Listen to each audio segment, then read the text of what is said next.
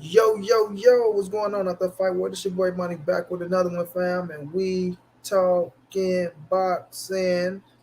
Shouts out to the 49ers. Shouts out to the Cincinnati Bengals. We have the AFC and the NFC championship game set for next week. It's going down, ladies and gentlemen. I repeat, is going down.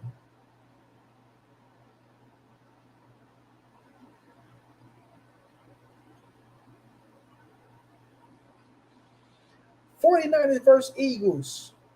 Bengals versus Chiefs. The road to Super Bowl. Is it 57? Mm-hmm. My brother Slick Skip say Dallas 2. Dallas 2. Slick Skip say Dallas 2. Dallas 2. Slick Skip say Dallas. Dallas. Dallas. Jack A. Capone say who they? Who they? Who they say they go beat them Bengals? Who they? Who they? Who they say they go beat them? Bengals.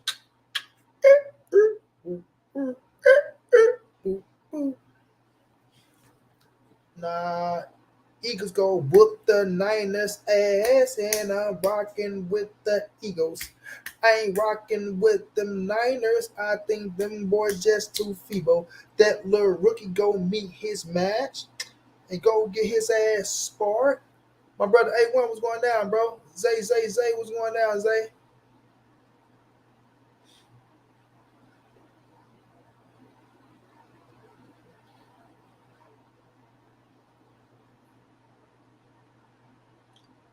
Uh, he got smoked.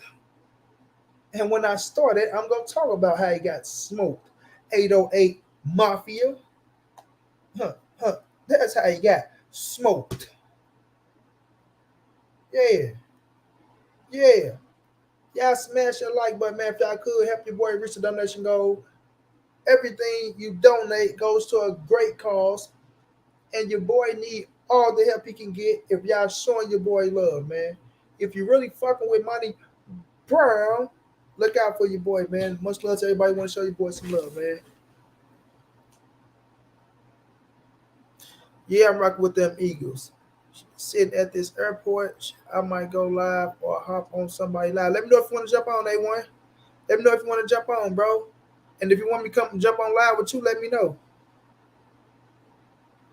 You know I'm gonna rock with you, man. If you want to jump on this thing, let me know. We can talk about football, basketball, whatever.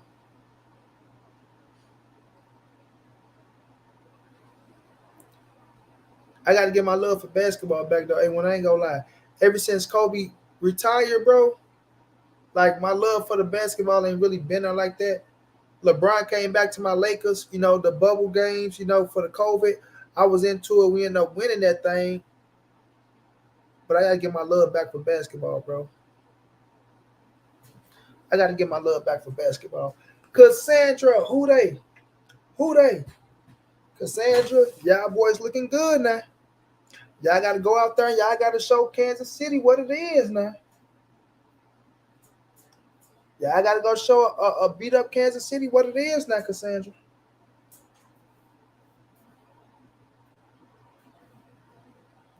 Hold on, we gonna rock with my boy A1 until you take off.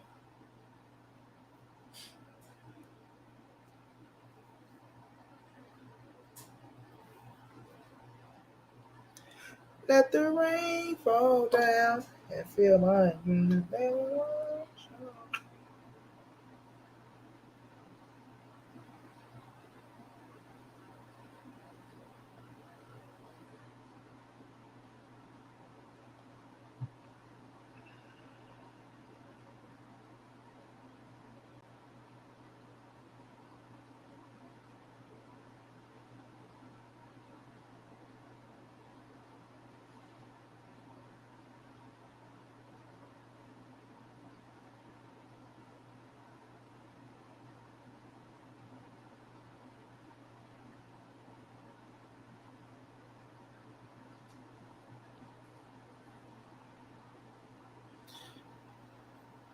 Yeah, they did their thing.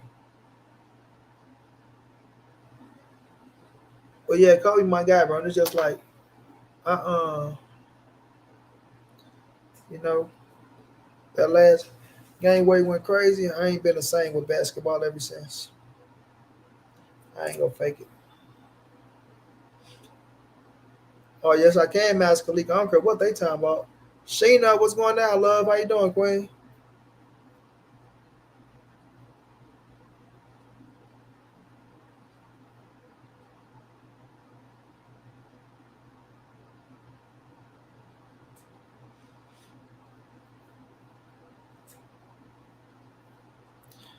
Yes, you can win a debate, regardless what they talking about.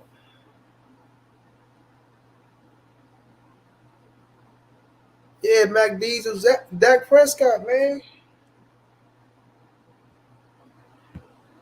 Dak, man, threw that pick, took them points off the board, bro.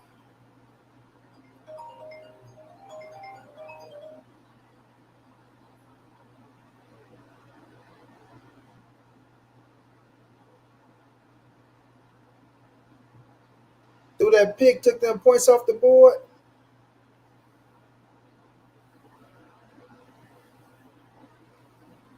I feel you, Slick Skip.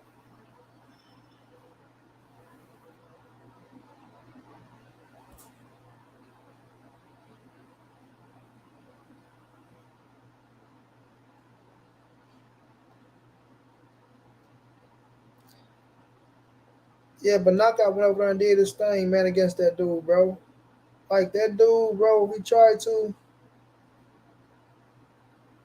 he tried to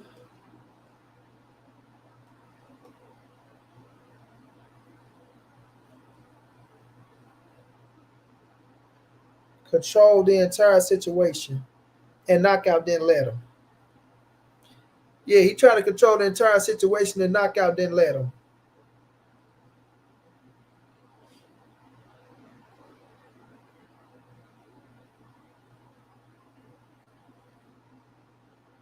It wasn't that long, Cassandra. It wasn't that long.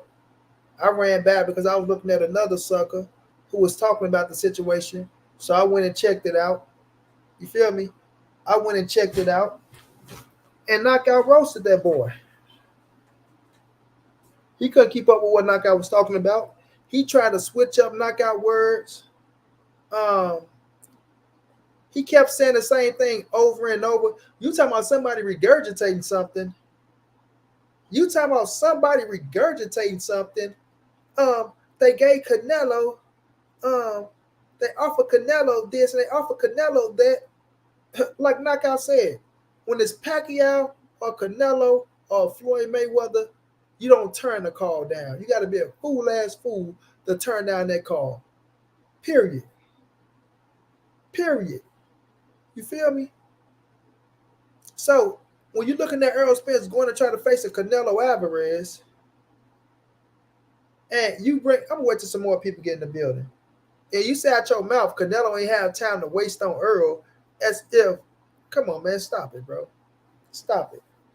Stop it. You see, this is what people do, and this is where they go when they don't have a point to make. Right? When they don't have a point to make. Even when they was trying to make the Canelo fight happen, Terence Crawford was on some other shit trying to sue Bob Earn. Terence Crawford wasn't trying to fight at that time. Hello. Yeah. Yeah.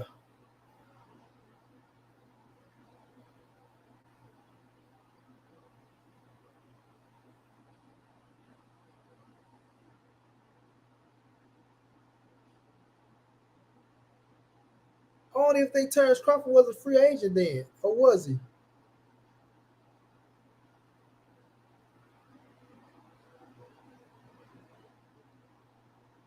Mike Big Boss, what's going down, bro?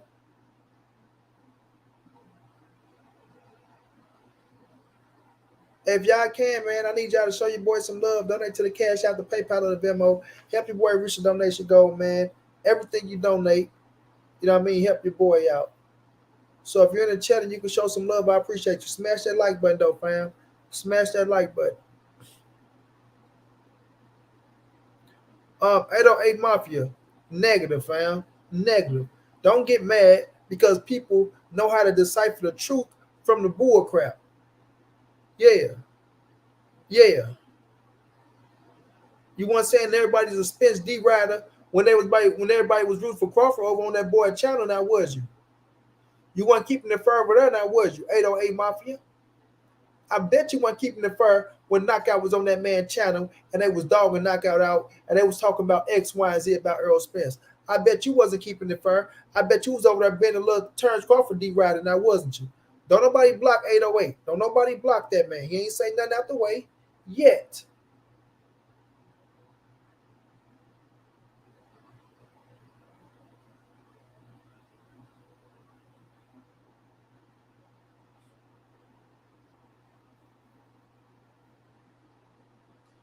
Mike Big Boss come through showing love, said already, bro, 100. I appreciate you, my dog. Elvis, I appreciate that $2 super chat, super stick. I appreciate that, my dog. Much love, much appreciated. Nothing. Knockout caught another body, Omega. Doing what Knockout do. Doing what Knockout do. Caught another body. Hit his ass with the shotty. And they got the nerds to talk about, oh man, everybody is Spence D rider. No, no, no, Mr. Postman. Don't bring your ass over here with that nonsense because it ain't gonna fly. It ain't gonna fly because we ain't gonna let it fly. So you might as well go and get high off your own supply.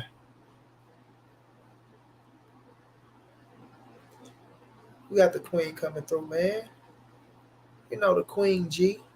Not the Queen B, but the Queen G. Gayla, what's going on, baby?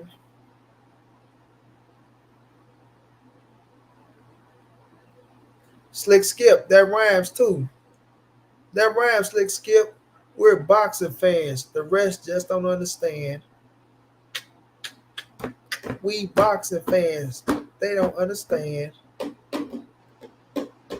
We boxing fans and they don't understand. We boxing fans and they don't understand how life can be so grand. They coming with a plan and we gonna make the band.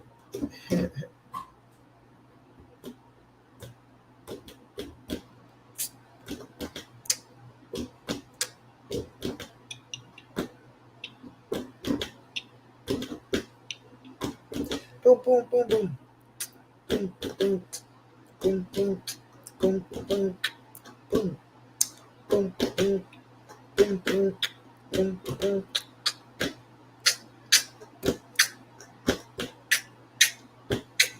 You know, as it won't be a Monty Brown show if I don't get the rapping. If I don't get the rapping, let's get the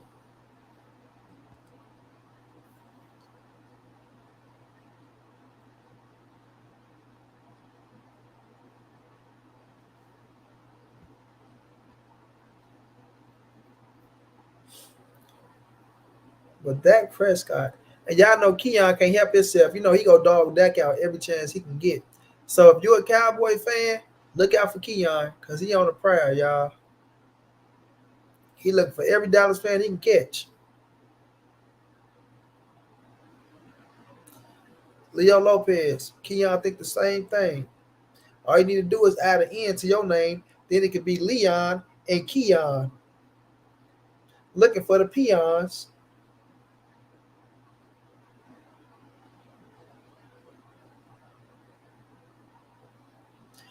Michael Ray II, exactly, bro. Exactly.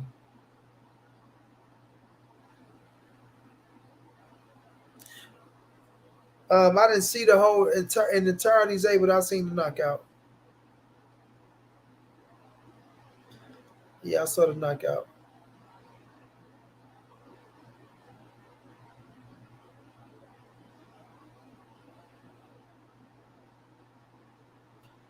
She said A1 Money's chat. When you left a comment in the chat meant for a different. What'd he say? What'd he say, Shayna? He left a chat and somebody else taking me over here and shit. Hey, one out here channel surfing and shit. What'd he do, Shayna?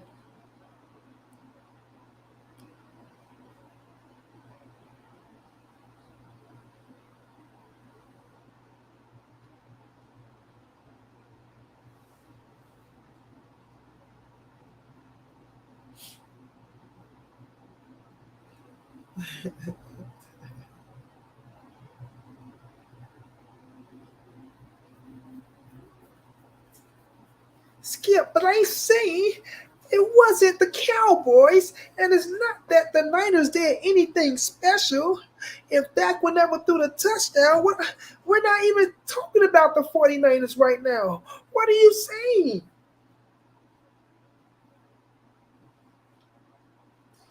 I'm willing to bet you 14 cases that the Eagles beat the 49ers, and it won't even be close. That's not what you said, Skip. That's not what you said, Skip. I'm not gonna let you do that, Skip. I'm not gonna let you sit up here, Skip, and sit over here and take credit away from them boys like them boys haven't did nothing, Skip. You know, Skip, you said, Skip, that them man, Skip, you said out your own mouth, Skip, that them man was scoring 30 points a game and that they would at least score 28 points yesterday, Skip. What are you doing, Skip? Skip, the man put up, Skip, the man put up 12 points, Skip, and he didn't even get that, Skip. Skip, the man put up 12 points, Skip. And special team helped them out with a touchdown. And, you know, if it weren't for the kicker that missed the field goal kick, Skip, it wouldn't even be that, Skip. Shannon Sharp, bro. I'm telling y'all, Shannon Sharp could whip the shit out of John Morant Daddy. Hey, when John Morant Daddy hugged Shannon Sharp and he walked away, I know he was like, what the fuck was I thinking? Thank God we made up. Hey, people better quit playing with Shannon Sharp, bro. Like, Shannon Sharp is the most humblest uncle, bro. He's cool, calm, and collective, fam. But once he snap, that's a strong motherfucker, boy. If Shannon Sharp snatch your ass up, you gonna know about it. You gonna know about it. Skip, come on now, Skip.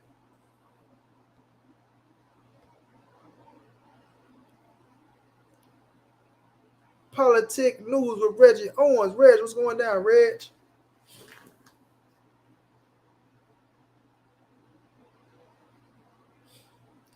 A1 said for me not to co-sign no money. Oh, yeah. Yeah. Mm-hmm. Shannon Sharp is a strong motherfucking gorilla, boy. Yeah, he get on your ass, he on your ass.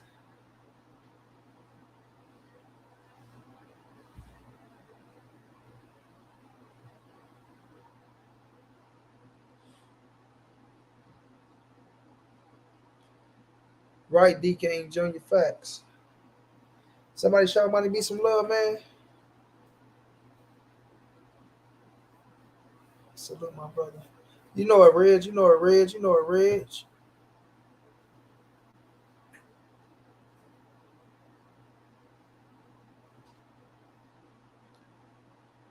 Tony Tone, I appreciate that love in the cash app, bro.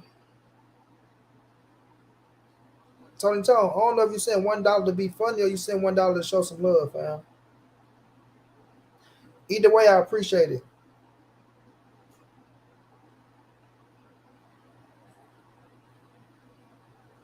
If you sent it to show some love, Tony Tone, thank you, my boy. But if you sent $1 to be funny, Tony Tone, thank you still, my boy. I appreciate it. Steven Adams is a monster, bro. I think Steven Adams is a Samoan. I don't know, though. I might be wrong.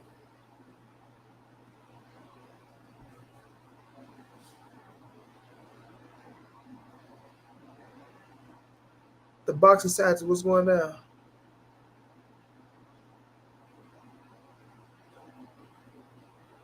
The guy played the game. Who you talking about, Slick? Slick. Oh, he's going to laugh tomorrow.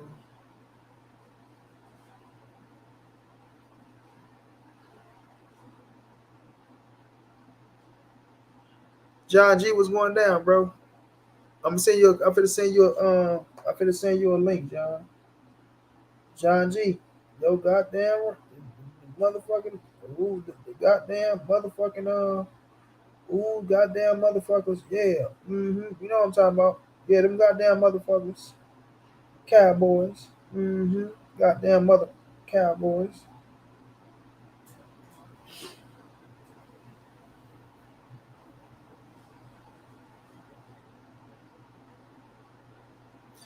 Oh yeah, Shannon, for sure. Shannon the Hall of Famer, bro. A great. An all-time great. That's why I didn't like when Skip Bayless tried to play Shannon like he did though. So what? Like, what the fuck you mean, so what? Nigga, I'm a Hall of Fame. A Hall of Fame. What rings? The fuck you mean?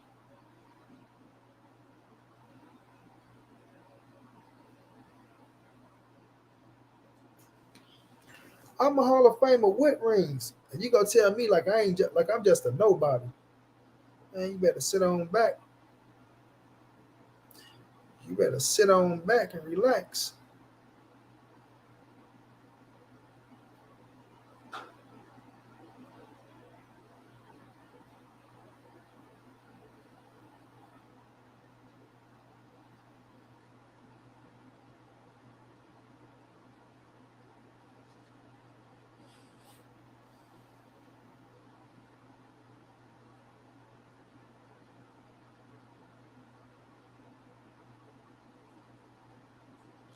I feel you, Zay. Ain't nothing wrong with that.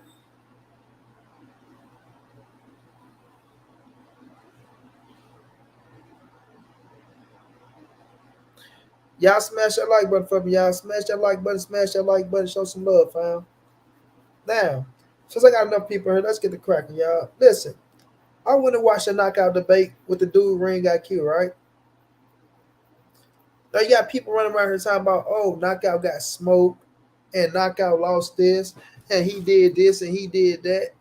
Man, listen, knockout put that dude in the dirt. Whenever you got somebody that can talk how the dude Ring IQ was talking, and Knockout stood there and listened to everything he had to say, didn't interrupt the man, respected the man because you're on his panel. First of all, showing up to your panel. You feel me? But respected the man, let the man get everything he had to get off. Then when Knockout started cooking, he wanted to tell Knockout, oh man, you finished? Like credit, should have been a moderator there. It should have been a time limit. But if Knockout talking, making points, you don't tell him, oh, it's my turn now, right? No, it's not your turn. I'm still talking. I'm still talking. Michael Hart, what's going down? I don't know if I said what's up to you. Shanta L, what's going down? PGH Big Dog, what's going down? You know what I'm saying? So when Knockout was making valid points on him, smacked him upside his head, he didn't come back and try to really contest nothing. He continued trying to make his points after that and shit.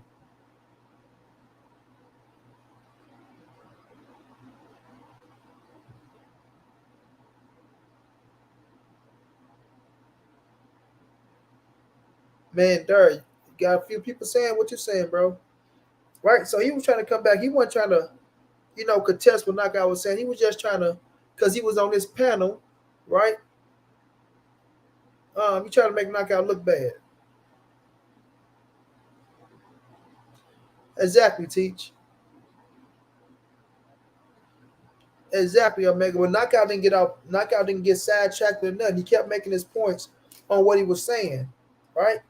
Now, dude could have made a few valid points, but he was overriding his points because he wanted to be so damn disrespectful. And then they always want to bring up Canelo and PBC, right? They always want to bring up Canelo and PBC when it comes to Terence Crawford, fam. Stop worrying about what Canelo Alvarez get over what Terence Bud Crawford get. Terence Crawford ain't half the star of a Canelo Alvarez. Not even half the star of a Canelo Alvarez, bro. You feel me? Dude don't even have to start Canelo Alvarez.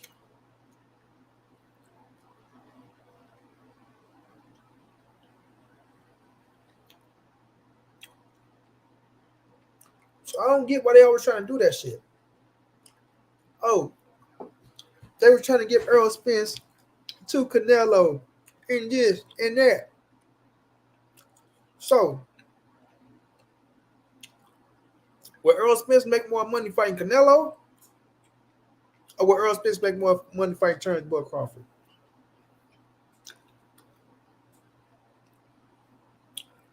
That's a question, y'all. Will Errol Spence make more money fighting Canelo Alvarez, or would he make more money fighting Terence Crawford? Like, let's be realistic. Which one is the bigger pay-per-view? Errol Spence versus Canelo, or Errol Spence versus Terence Crawford?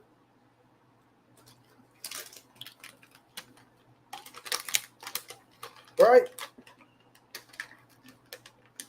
So when dudes get to talking,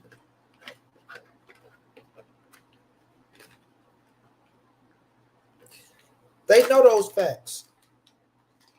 They know those facts, bro. They know damn well Errol Spence versus Canelo Alvarez outsells Errol Spence versus Crawford.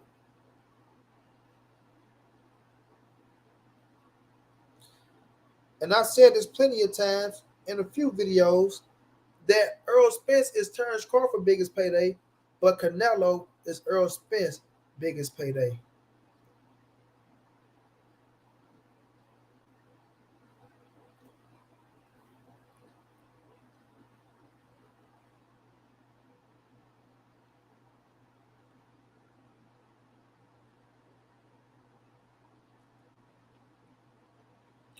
Period. So, when y'all are trying to come and try to dispute the business aspect of the situation, be fair. Be fair.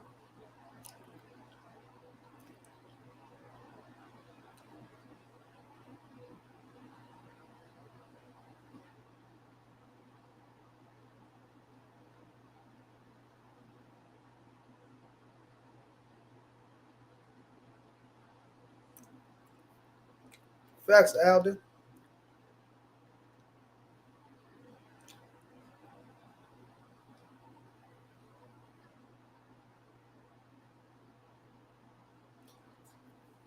You talking about knockout in the dude, Sheena? You want me to play it, Sheena? Y'all let me know if y'all want to play a little bit of the debate. Mob Time Slam, what's going down? Yeah, I'll play a little bit.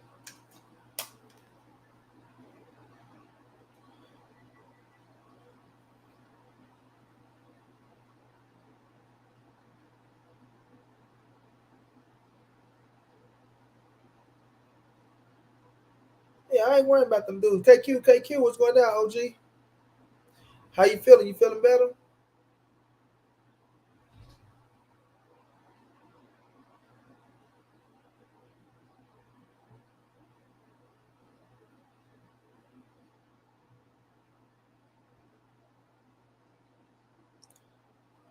Philip P. Walton, facts.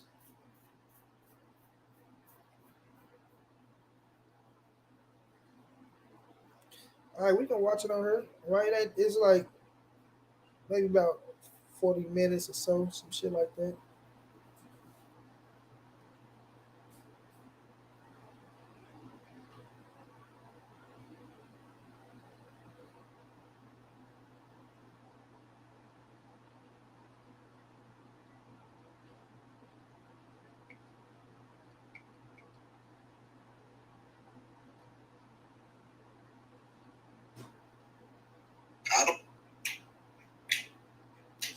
Let's get it.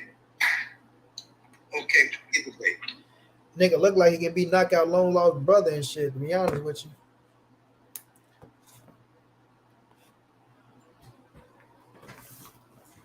right, y'all smash that like button, man. Y'all smash that like button.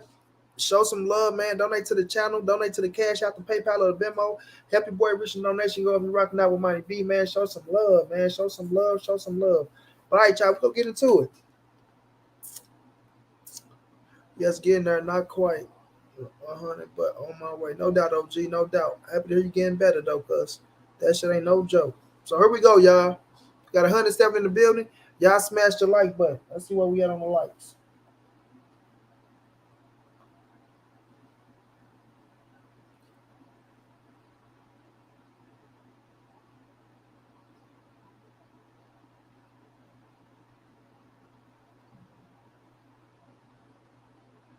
Come on, y'all. We got 74 likes and we got 108 people in the building, y'all. Come on, get the likes up to 100 at least, y'all. Come on, man. Come on, man. I know we got a few haters in the building. You know what I'm saying? I know everybody don't fuck with Money B. I know y'all sitting back there talking about why y'all be listening to this cripple ass dude. All he do is clickbait. All he do is lie. All he do is make up shit. He don't talk about nothing. All he do is sit in his bed and beg all day. That's all that dude do. I say, damn, y'all. Do I actually do what they say I do? Do I just lie? Do I just make up clickbait? Do I just sit in the bed and beg all day? Do I bring no substance to boxing? What is it about it that y'all come and watch a nigga like me? Why? What is it? You feel me? I want to know what it is now since they told me I ain't shit. They just told me I ain't shit. I'm a nobody. You know what I mean? They said, yeah. He said that you ain't no reporter, you ain't no journalist, you don't do no work. I get all type of shit, bro. Link ain't working? Hold on, bro. I got you.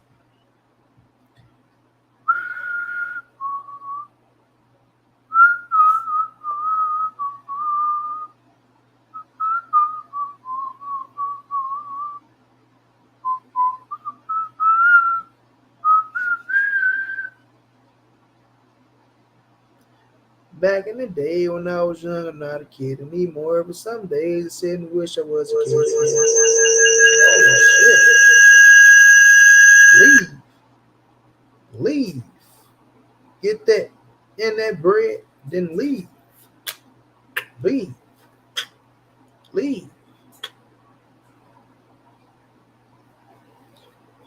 All right, I'm gonna try this again, A1. I'm gonna try this again, my brother. They want to give me gone. They want me out of the zone. They want to just shoot me out. They don't want me to bounce. They don't want me in the game. They don't want me to be game. They just want me out. They just want me to bounce. I'm thinking about giving them what they want, bro. I'm straight thinking about giving up this boxing shit. I ain't gonna even fake it. I know, Sheena. I'm sorry, love. I'm sorry, Sheena. I'm sorry, Bumpy. Yeah, I'm thinking about giving up this boxing shit.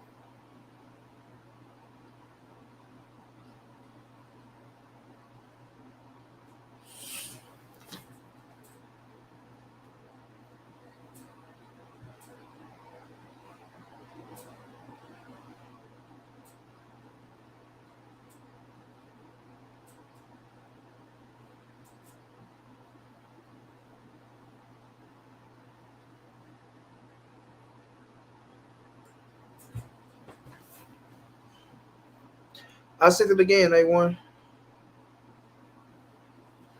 Cassandra said, oh, no, you're not.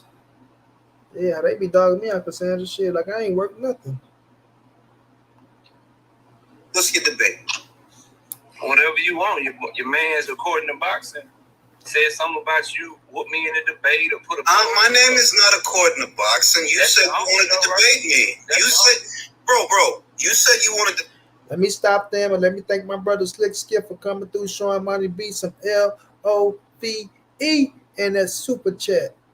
That's how I'm gonna come up with now. That's gonna be my new thing, y'all. LOVE. Then we go see somebody else steal my ish. You feel me? But I appreciate that love in the super chat. My brother say, hold up. Wait. We gonna rock until the wheels fall off. Take a Greg, I appreciate that love, Slick Skip. I appreciate that love, my brother said. F the hate. F the hate. You know what I'm saying? Straight like that. Hey, one, what's going down, bro?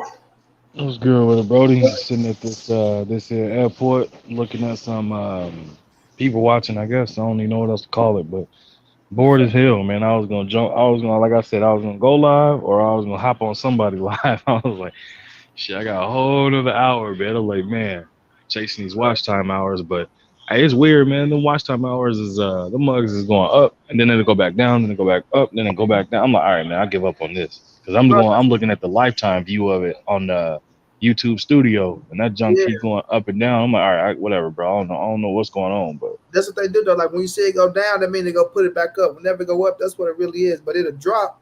Like when they add enough for us the days, it's gonna drop. But then it's gonna jump back up to what it really is. So they do that, bro. YouTube, bro. When I tell you, fam, they take man, they go do that, bro. So just be patient with the shit because you think you seen something now, you ain't seen nothing yet. Shit, YouTube will have you ready to shoot a motherfucker. I try to tell you. Chestnut, nah, what's shit. going on, bro? Like for real, bro. They know how to fuck with people. I'm talking about man, for real. But just keep sticking with it though, bro. Keep Oh sticking with yeah, it. nah, it's little workarounds for it, little workarounds for it. So Yeah, yeah, but man, I'm in KC city, man. That's why I had to tell him I'm in your city, man. At this airport, I should have hit up the OG. I've been there for about hell, my layover turned from hour and a half to over 3 hours. So they got you in Chicago. yeah, man, at this hey, and no disrespect to whoever living in Chicago, but this midway terminal or airport, this thing is trash, bro. Like this midway one is trash. I wish y'all went to the O'Hara one. This midway one is trash, man. This is like the Payless version of shoes, bro. I don't know how else to really say it. God damn. So what we gonna do? Everyone, we gonna listen to some of this debate with Knockout and this dude Ring got killed who basically regurgitated a whole lot of shit.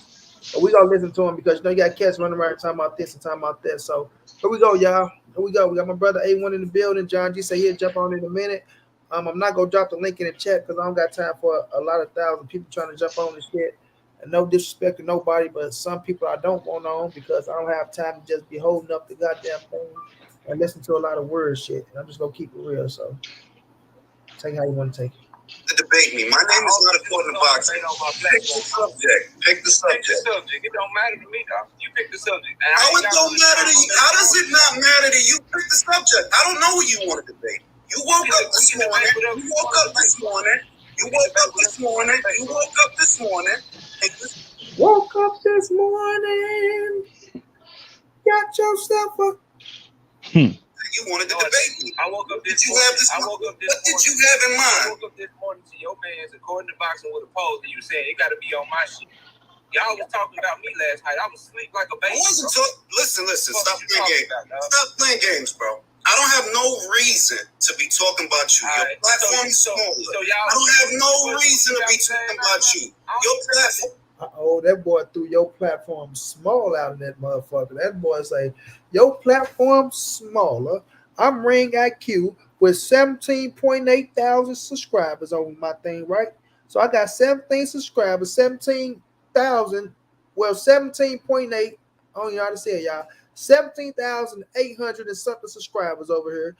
Knockout, you only got X, Y, and Z subscribers. Your platform is smaller. So I'm gonna go to because when niggas do this type of shit, that shit grind my gears. So we go to the videos. Come on, man, you doing average numbers on your videos, bro. Stop making it like you're motherfucking, you know what I'm saying, superstar. And be humble, bro. Be humble, man. You feel me? Be humble, kid. You only got like 3,000 is 3,000 views. It's the maximum views on your videos. You know what I mean? So it's like, relax. Really relax, bro. Talk about your platform smaller. What does that have to do with anything, fam? Don't have nothing to do with nothing. If you want to debate a man to try to throw something out there to try to be, you know what I'm saying, like you pulling the string or you a big dog or some shit because you average 3,000 views on your video. Okay, Knockout can average 3,000 views on this video, homie. But it's not like about who's bigger than who. It's the fucking YouTube world, man. It's entertainment, fam. So, oh, your platform's smaller. Your platform, that don't mean shit. That don't mean you got more knowledge than this, man. You know what I'm saying? You probably could have been doing this shit way longer than Knockout. Knockout put the grind down, and now Knockout got his shit too. Let me see how many views Knockout got. I mean, how many subs Knockout got, man. Hey, when niggas do that shit. Knockout got 5,100, 5.17K. I hate when I gotta do that shit, but 5,000 subs, and because you got 17,000, you making us if you motherfucking the mecca of fucking YouTube or something. Man, sit your corny ass down somewhere. We're gonna let it continue. All right, now pick what you want to debate. I'm waiting. You could have been debating in August and September last year. You here now, bro? Pick a debate. What you want to do, bro? Pick your subject. What's the subject that you want to debate? You're not good enough for me to pick the subject. You pick the subject. I'm not good enough for you to pick the subject, but yeah, I can pick this August the last year. You scared, bro. All right. I'll tell you what. Since you so terrified that you don't even want to pick the subject, yeah, you terrified. I'll pick the subject. You gotta get paid. I'll pick the subject. But I'm terrified. Yeah, you terrified. You terrified. It took for me to do this. To get you on here. So we could debate, let's see. We could debate Spence and Crawford. Go ahead. What do you want to debate about that? Fire off. Go ahead. Is it or is it not a matter of fact that Errol Spence Jr. has... These motherfuckers look like brothers, though. I ain't lying, y'all. Knockout and this dude look like they could be motherfucking long lost brothers. Look like they cut from the same cloth, right? And look like these motherfuckers went to school in the same area. I don't know, but we gotta let him go, man. Been avoiding Terence Crawford since 2018. That's false. What's false about it? That entire statement that you just said was false, bro. Okay, isn't Errol Spence Jr. on camera with Terence Crawford, Bob Arum, several others, saying that Al Heyman gave him 4 names and none were Terence Crawford's? Of course. So what's the false part? How is he ducking somebody that ain't never sent him a contract, bro? How could he send him a contract? Didn't Errol Spence Jr. say that he was on the wrong side of the street? Yeah, as Tim Bradley told Errol Spence that he was on the wrong side of the street way back before Terence Crawford came to the pitch. That never happened. That never happened. Bro, you gotta stick to the subject. Did Errol not tell Terence Crawford? Did Errol not tell Terence Crawford that because he's with Top Rank, he's on the wrong side of the street to do a fight between them? Did he not say that? Yes or no? He said the same shit Tim Bradley did, yeah. Okay, whatever. Tim Bradley said it. Well, if that's true, that he was on the wrong side of the street to do a fight, how is it that same PBC made a fight with another top-ranked fighter in Tyson Fury? He wasn't a top-ranked fighter when they made the first fight. See, this is what you do. I didn't ask you about the first fight. I didn't say he was the top-ranked. I didn't say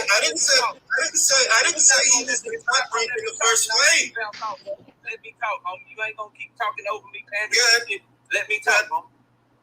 When Tyson Fury and Deontay Wilder made their first fight, Tyson Fury was not an ESPN top-ranked fighter. They already had a rematch clause for the second fight. Now Tyson Fury went and signed the top rank after that, and that's why we got the goddamn Otto Wallin and fucking Tom Schwartz and shit.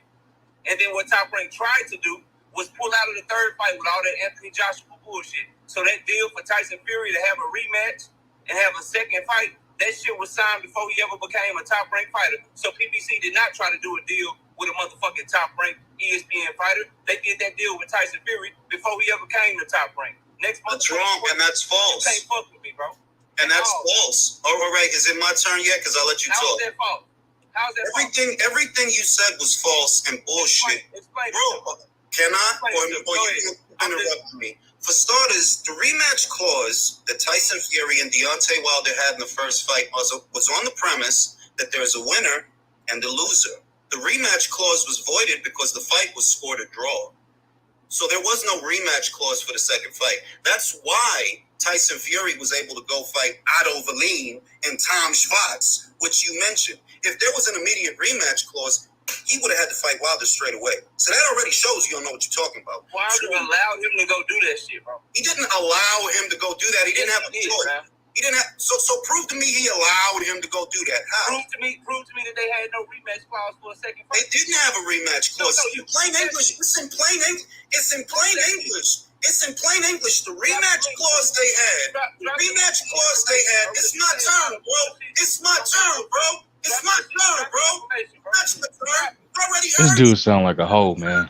Oh my god. Argument that Yeah, because he lied too. the reason, bro. Am I? Is it not my turn? Is it not my turn? Drop the link. Is it not my turn? Drop the. Sound like a goddamn weak ass nest to give, to be honest with you. But in our reality, it was a rematch clause with Deontay Wilder and Tyson Fury, and Top Rank now sidestepped that shit and went and got 2 fucking fights, and then they came back to Deontay Wilder. So it is the fact that it was a rematch clause in the contract. Is it not my turn? Is it not my turn? The reason, there was an immediate. All right, Brody, I see you a little kid. The reason that Tyson Fury and Deontay Wilder didn't fight straight away after the first fight, the reason Tyson Fury and Deontay Wilder didn't fight straight away is because the first fight was scored a draw. The first fight was scored a draw. The only way the rematch clause would have been activated, is if somebody would have won and somebody would have lost. Nobody would have lost. That is not true. It is true. That's why Tyson Fury was able to go fight somebody else instead of Wilder. He was able to go fight someone else because Deontay allowed him to, bro. According to who? Did Deontay say that? No, he did not say that. Now, of Who course, said that? Besides you, who said that? that is what everyone is saying, bro. Who's everyone besides you? Nobody said that but you. And no one is saying what you're saying but you, bro. Everybody knows what I'm saying. Paulie Malignaggi, the funniest shit is Paulie Malignaggi said it immediately after the first fight. If there would have been an outcome, if there would have been an outcome to Wilder versus Fury won. Nothing positive about Deontay Wilder. That's who you're citing. What does that have to do with the structure? What does that have to do with the structure of their deal? What does that have to do with the structure of their deal? Why are we even talking about Tyson Fury and Deontay Wilder? I thought you wanted to talk about Errol Spence and Terence Crawford. That is what we're talking about. And the point that I made, which you tried to deviate from, is that if Errol said that Terence, who was a top-ranked fighter, if Errol said that Terence was on the top-ranked side of things, him being there means they can't do a fight with him because he's on the wrong side of the street, we would have never got Wilder versus Fury too. Because in between the first fight and the second fight, he signed top rank. They had to change the whole deal structure to include top rank, but they still made a fight. So doesn't that then prove that Errol Spence Jr. was bullshitting? Terence wasn't on the wrong side of the street because he was on the same side of the street as Tyson Fury, and Fury fought Wilder. You can't use that as an excuse to not fight Terence, but you did. Didn't Errol Spence also tell him 60-40 and they start going back and forth and shit? Did Errol ever send him all right, when Errol said 60-40, did he send him a contract? No, he didn't send him a contract, and I never contend. See, this is where y'all fuck up. I never contend that Terence Bud Crawford was ducking Errol Spence in 2018, 2019. I don't speak for you, bro. They weren't ducking each other. All they did, bro, this is what y'all niggas don't understand. All they did was they talked a bunch of shit to each other. Errol talking shit to Bud, Bud talking shit to Errol. But Top Rank never sent no contract to Errol. Earl never sent no contract to Terence Bud Crawford. Neither one of them ducked each other, bro, back then. The ducking started when they finally went into negotiations for this fight right here, and people actually had paperwork in front of them, and then the motherfucker pulled out and took another fight. That's the fucking duck. All right. Now is it my turn yet? Is it my turn yet? 2021, bro. They were talking shit, and nobody sending no motherfucking offers. That's not a duck, bro. Is it my turn yet? All right, is it my turn yet? Now, if Errol Spence Jr. said in plain English that Terence is on the wrong side of the street because he was with Top Rank isn't going to send him a contract. Why would they?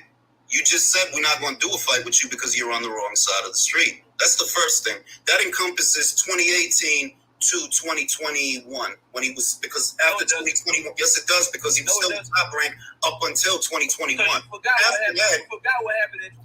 Y'all smash the like button, everybody. Please, please, please smash the like button, man. Show some love if you could. Donate to the channel if you can help reach the donation. Go rock out with your boy Money B if you fucking with your boy, man. But smash that like button if y'all could, bro. Smash the like button. I don't know if A1 entertained, but I'm entertained a little bit because I ain't catch this part of the debate. I caught the part when Knockout came in. I thought this was when the first came in. So this Man, little hell no, I ain't entertained. I want to smack that dude. I do too, but let's finish listening to him because I wanted them to get to the Errol Spence part too. 2019. What happened in 2019? He got into a car accident. What happened? His name Ring IQ Boxing Talk, Sheena.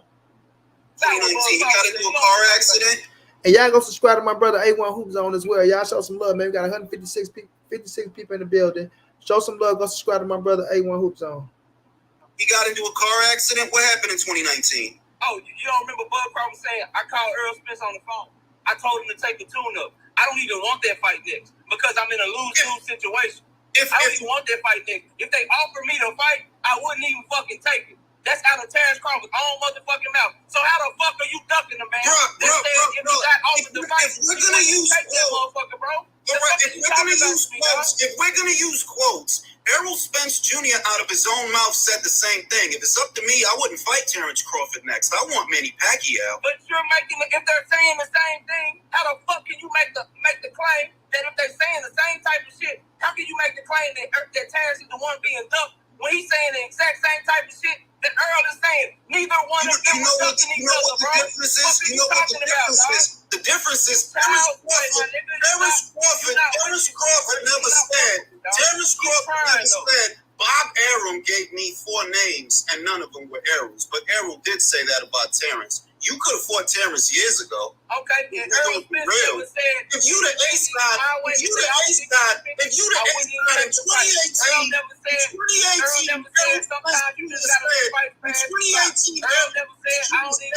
I'm the ace god. Okay, y'all. I can't keep doing that shit, to be honest with y'all, man. But y'all see how it was going, right? And y'all see how he was talking. The main points he was making weren't even main points, y'all. But his name is Ring IQ Boxing Talk. Will KO Boxing duck the smoke? That's the debate, y'all. If y'all want to go see it, that was 24 minutes in. Y'all can just, fast forward that shit and get there. But that's what the dude was doing the entire situation. He was trying to cut Knockout off when they was talking about the debates and shit like that. He was bringing up shit that wasn't true. He kept regurgitating shit. Kept talking about PBC offering Canelo and these people. Like he said, it was 4 names on the table. Bro, you talking about the 4 names when Errol Spence was still trying to get the 3 scraps over on that side, and you had Terence Crawford over there rocking up on the Bob Arum, doing what the fuck Bob Arum was talking about. Like, stop it, bro. Stop it. The dude didn't want the fight. We all know he didn't want the fight. You feel me? And they wasn't sending no offer. So when y'all look, they'll say this, okay, Top Rank wasn't sending an offer to Errol Spence, yada, yada, all that shit. But when they do send him an offer, when they finally sent Terence Crawford an offer, when the fight is realistic, what did Terence Crawford do? You know what I'm saying? What did he do? He turned that shit down and he didn't take it.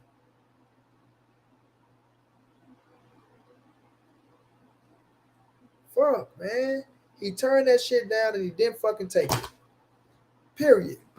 He turned it down and he didn't take it. So when I see people out here putting Knockout names and they tires talking about Knockout got smoked and he need to retire and all this shit, cut it out, bro. Please cut it out. Please cut it out. When negotiations finally started to make this fight, who ran? Fuck the past. That's what I'm talking about, Zay. They don't never stick to the now, bro. They don't stick to the now. Yes, Shana, that's it, Queen. They don't stick to the now. Period. They don't stick to it. Because in all reality, if Terence Crawford really wanted to fight, he would have signed the goddamn contract. No ifs, ands, buts about it. He would have signed the goddamn contract and we'll have the fight. Period. But shouts out to Knockout. Knockout did this thing. Like I said, y'all want to see that interview? I mean, sorry, that little debate, y'all go check it out up on this shit. I really don't give a fuck about. They be like, oh man, don't say this dude name. I really don't give a fuck because if people like you, they like you. They don't like you, they don't like you. So I don't give a damn about none of that shit. Knockout, smoked that dude. He brought up valid points, and all the dude kept saying was, "Is it my turn yet? Is it my turn yet?" He really wanted to kick knockout off his fucking panel. That's what he wanted to do. That's what he really wanted to do. Mark West, I appreciate that love in the super chat, bro. We all know Crawford ducks Spence, and he's scared of the big fish. Fact, real talk, true. My thing is this: what is he going to do when Errol Spence turn around and give his ass another opportunity, bro? You know what I'm saying? What is he going to do when he turn around and give him another opportunity? That's what I want to know. Oh man, shit. When he turn around and give him another opportunity, what is he going to do?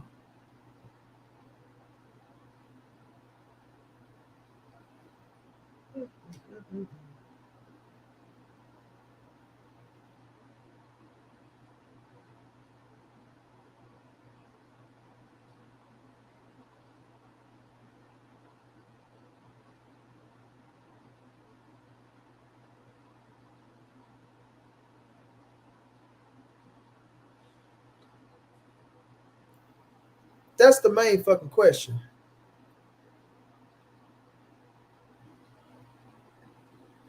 All right, A1, no doubt, no doubt. A1 said they bored right now. That's the main question.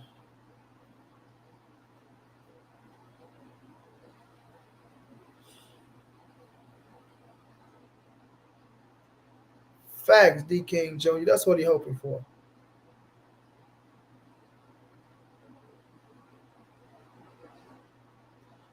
Yeah, but they say he's ducking from 2018 to now, fam.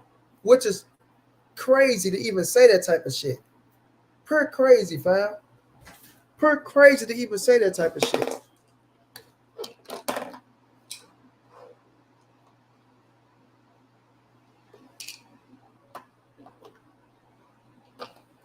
But they needed a moderator on there so they can stop and get the points across.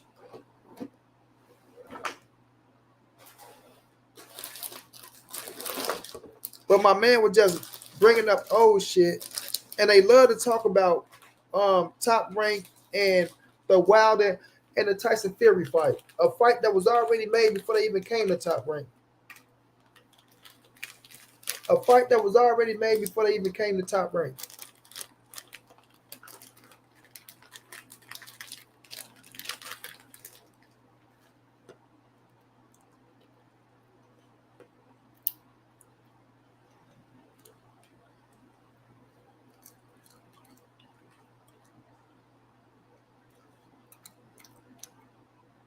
Nilius, I gotta go see that. Nope, bro, I ain't see that.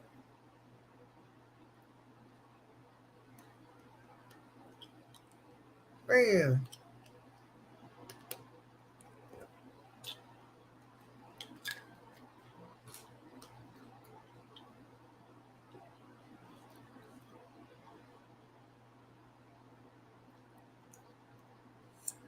Renee, what's going down, Renee?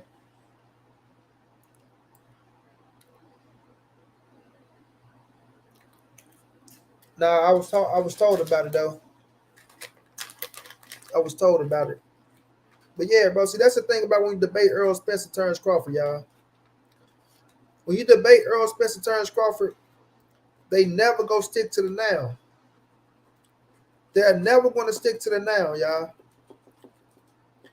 And the now is Terence Crawford had an opportunity to make the fight happen. Like everybody kept talking about what he wanted and blew it. Right? He had an opportunity to make the fight happen, but he blew it, right? And then this is what they'll say, y'all. Well, why don't he make the fight happen with Crawford now? Because once he made the fight happen with that boy, David Avanesyan, PBC shift their attention to another fight. Period. Their attention shifted to another fight. It didn't go, well, we're going to wait for Terence Crawford to finish his fight, then we'll fight him. No. It don't work like that. We shift and say, well, he's not going to fight us. Let us find us another somebody for for Errol Spence to fight. Period. So what y'all need to be telling Bud is to get him a fight from now to June. So when Errol Spence done with Keith Thurman, you'll have an opportunity. You don't need a tune-up or none of that other word shit. Capping about what, Marcus King?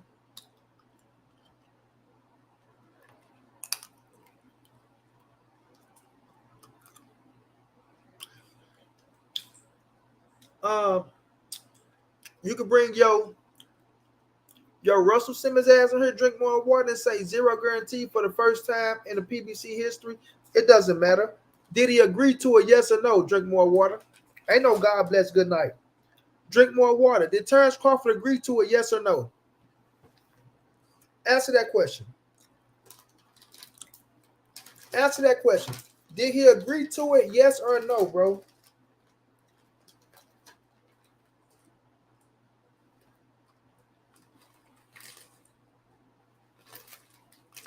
All right.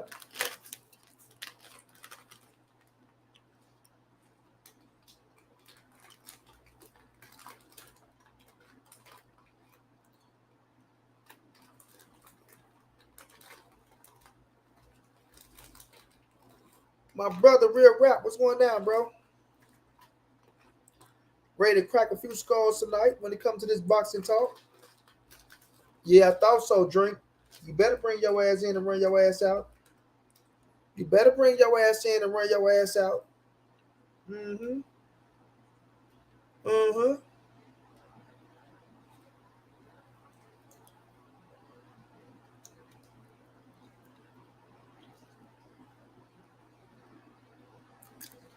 So now, ladies and gentlemen, he had the opportunity to make the fight happen. So to all the Bud fanatics and the ones that think they have the answers, right, Sway, your man agreed to what y'all trying to discredit.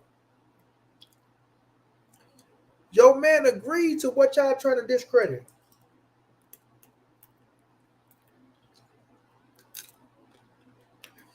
Well, you the one brought it up. Now you want to say we talk. Listen, see? You bring up something, then you want to say we're talking in circles. No, we're not talking in circles. Your man agreed to whatever he agreed to.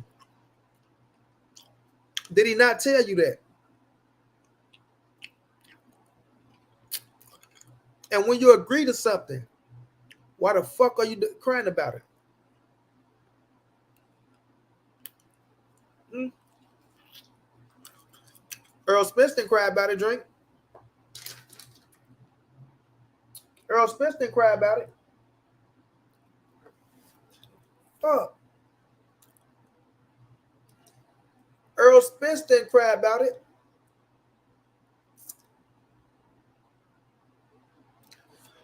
How do you know it was a low ball offer? That's my thing with you niggas, right? How the fuck do y'all know it was a low ball offer if he didn't take it to see what type of money did you go pull in?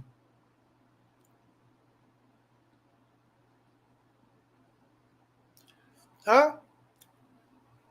How do you know it was a low ball offer if he didn't take it, make the fight happen to see how much money he was going to pull in? How the fuck is it a low ball offer when then nothing happened?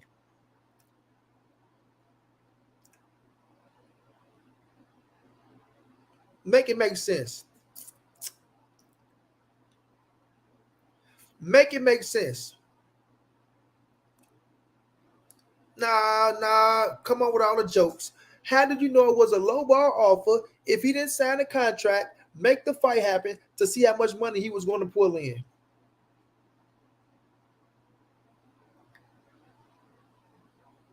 It don't matter if he gonna beat his ass, unreal. He got to sign a contract and get in the ring first. Period. Period. You feel me? All I see is excuses after excuses after excuses because the man didn't really want the fight, bro. You got one man that was set on making the fight happen, and you got another man that wasn't set on making the fight happen.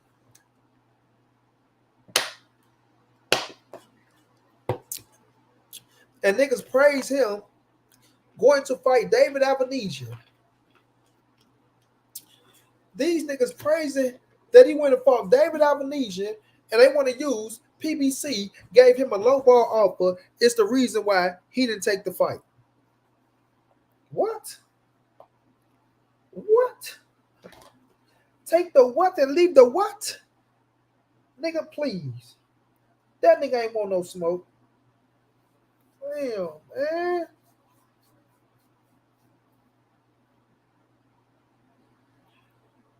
Fuck. That nigga ain't want no smoke.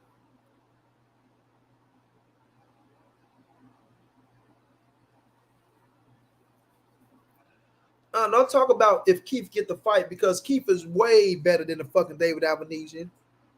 Period. Keith Thurman is a way better fight. So let me ask you, Drink, which one is the better fight? Terence Crawford versus David Avenesian or Errol Spence versus Keith Thurman? Now let's see if you keep it real. Now let's see if you keep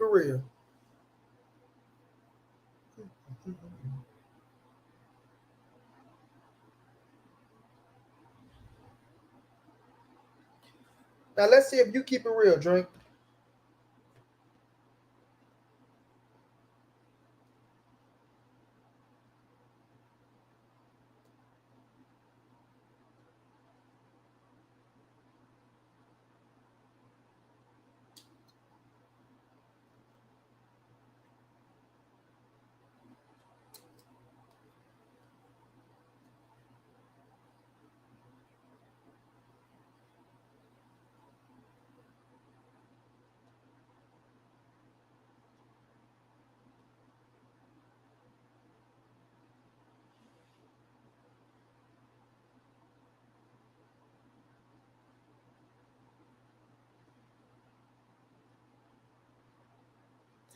Come on, man. I asked you, bro.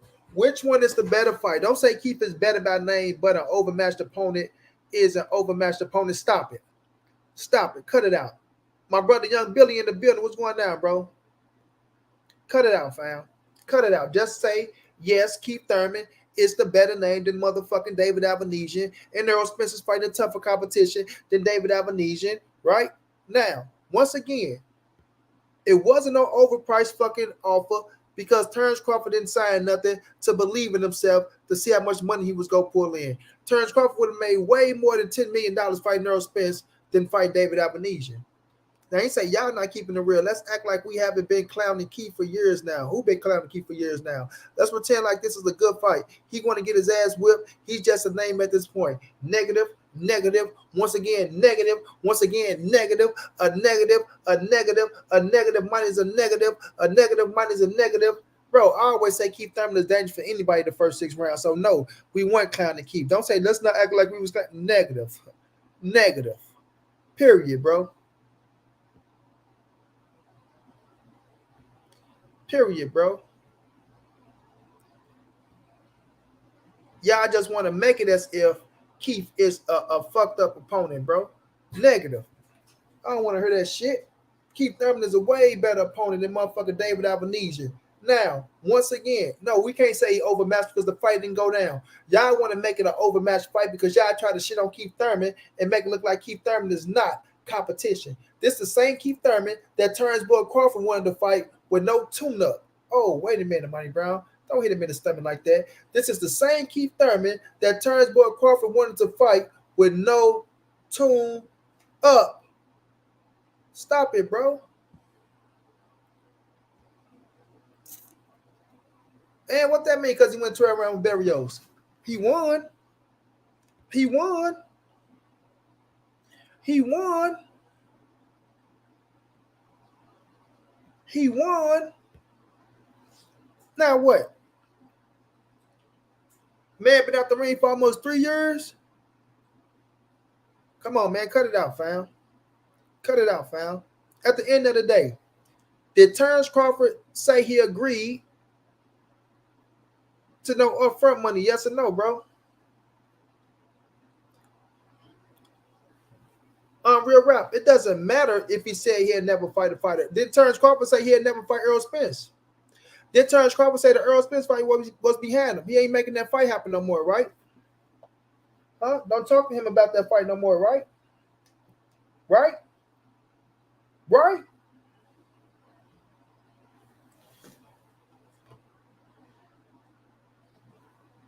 Man, fuck.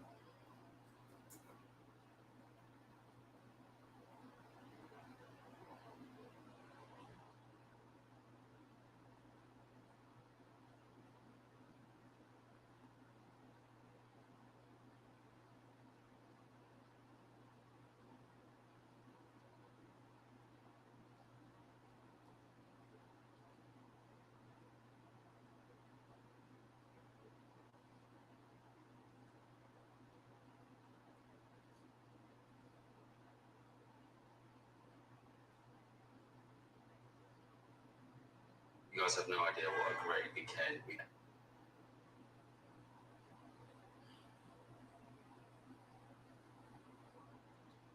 Right? Then Terence Crawford say that fight is behind him?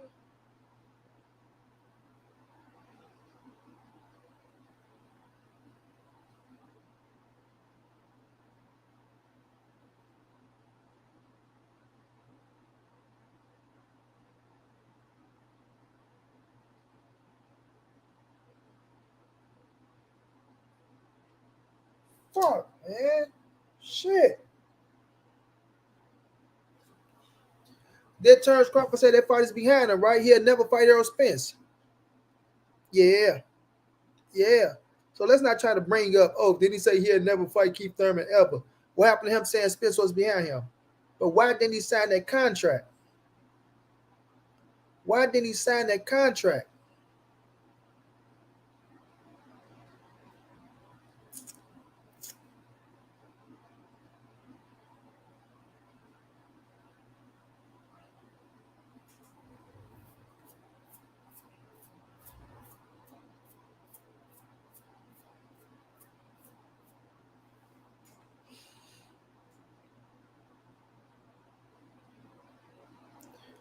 So at the end of the day, Errol Spence was fighting Keith Thurman because Terence Crawford turned down the fight.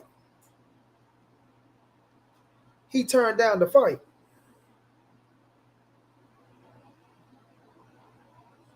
I ain't gonna drop the link today. My brother Red Rap. I was letting a few on because I ain't got time for everybody trying to snatch that bitch and jump on her.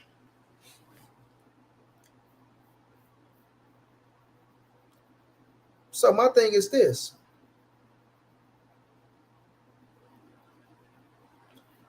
How is Keith an overmatched opponent? Drink more water.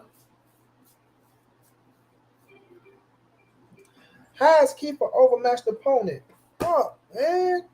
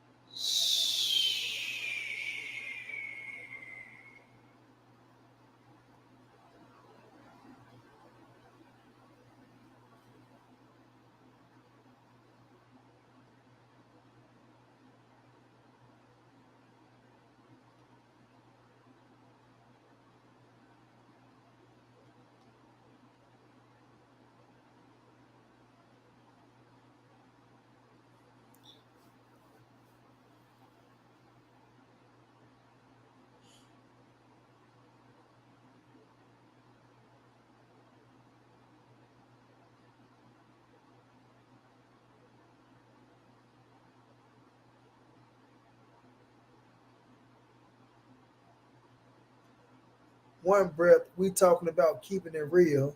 The next, we pretending like Keith ain't a part-time fighter looking for a payday. Stop it, man. Stop it. Stop it, bro. Cut it out. Cut it out, fam. Y'all looking the way to try to discredit a former unified world champion, a top welterweight in the game. Huh? Huh? Come on now, bro. Y'all can say what y'all want to say. Keith Thurman fit to come, put in that hard work, and fit to try to give Errol the toughest fucking fight of his career. You feel me? This is the same Keith Thurman that Terence Crawford wanted to fight, but now he's an overmatched opponent. Man, y'all got to stop it with the bull crap, bro. Y'all have to get off the boo-boo, man. Get off the boo-boo, man. Seriously, man. Seriously. Like you say, it don't look good, bro.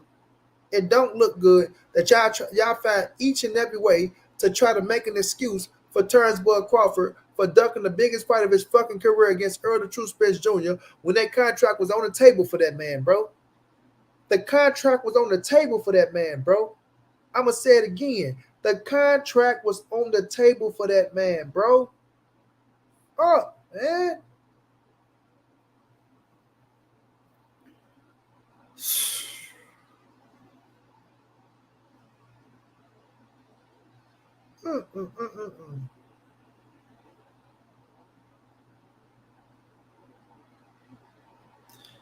Stop talking about we. Go back and show me something where I clown Keith Thurman. Go back and show me something where I clown Keith Thurman. I don't want to hear no we, my boy. I don't give a fuck about no we. I don't go off other niggas' mental or what other people think. I go off of what I think. I go off of what I think. And what I've been saying consistently for years, Keith Thurman is a front runner. The first 6 rounds, he's dangerous for anybody, including Errol the True Spence Jr., include Terence Crawford. So no, I don't go off of we go act like we. We ain't in this motherfucker. It's me and you and him and her and them. I go off of what I think, bro. And Keith Thurman is still a dangerous opponent. Yes. Yes. And him having not to lose an extra 7 pounds make him even more dangerous. Make him even more dangerous. So yeah, I'm not worried about that. And I know one thing, Keith Thurman going up against Errol Spence, he finna work his ass off. He about to work his ass off, right? He finna get in that gym, work his ass off, and try to put together the best game plan that he can. The best game plan that he can, because he don't want to get embarrassed. He don't want to get embarrassed, bro. You feel me? And what's crazy is this. This the crazy part. These dudes are trying to tell y'all that Keith Thurman is an overmatched opponent, and Keith Thurman ain't this, and Keith Thurman ain't that. And if Keith Thurman go out there and have some success against Errol Spence, they go try to shit on Errol Spence. Oh man, he let Keith Thurman do this. He let Keith Thurman do that. No, motherfucker, Keith Thurman is a dangerous opponent. Period. A top shot in the game. Period.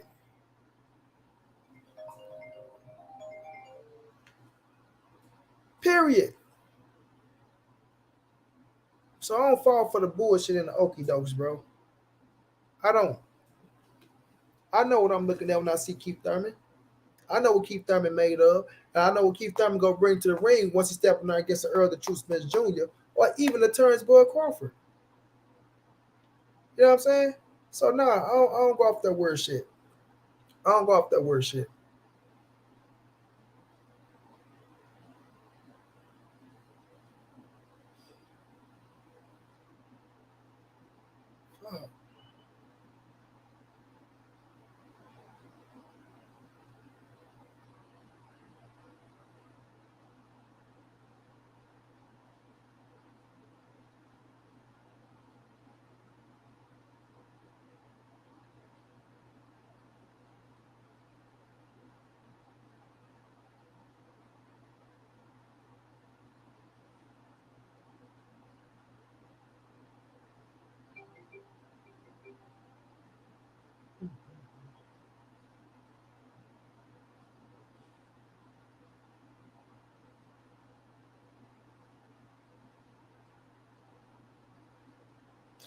Yeah, so let's do this. Let's do this. Now watch this.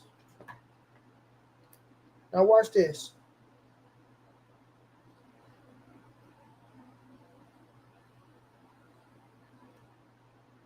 Man.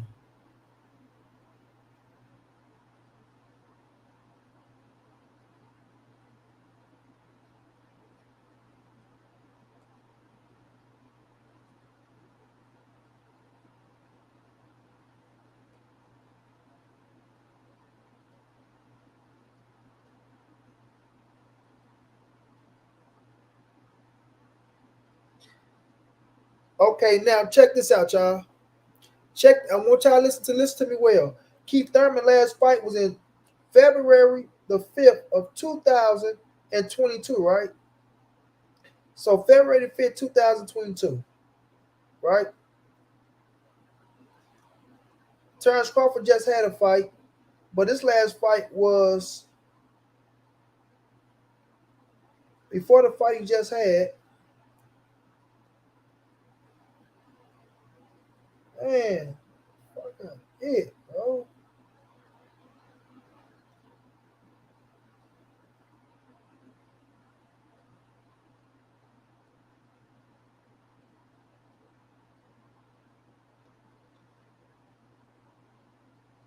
November, right? November 20th of 2021. Then he just fought at the end of last year. So Terence Crawford only had one fight last year. And Keith Thurman only had one fight last year. Right? But now, Keith Thurman ain't shit.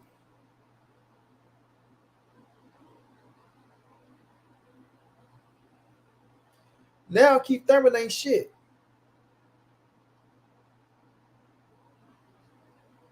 Stop it, man. Stop it. Please stop it, bro. Please stop it, bro. Please stop it. You know what I'm saying? Please stop it, dog. Keith Thurman is still a dangerous fighter. Don't let these dudes make up all this bullshit, y'all. Don't let these dudes make up all this bullshit, y'all, and beat around the bush and say this and say that. Don't fall for the okie doke. Don't fall for it, y'all. Don't fall for it. Johnny G, what's going down, bro? What's going on, champ? Up here, just, you know what I'm saying? Yeah, I've been listening the whole time. I had to put my son down, but the madness, bro, the madness. If Bud fought Keith Thurman right now today, it'll be the best name on his resume. Right now today. Facts, bro. And I promise you, Keith Thurman give his ass a tough fight. And I promise you, Keith Thurman give him a tough fight, bro. That's a fact. Because we know Bud get hit. He No got doubt, hit by brother, no doubt. He was getting hit by David. Keith Thurman gonna thud his ass. Now I still got Crawford winning that fight, but that'll be a very competitive fight. Facts. It's just now that you know, where was this energy when Bud was fighting David? Oh, he's a tough opponent. Y'all might not know who it is, but the boxing world, they know who he is. Yeah, we know he was a mediocre opponent, and you shouldn't have been fighting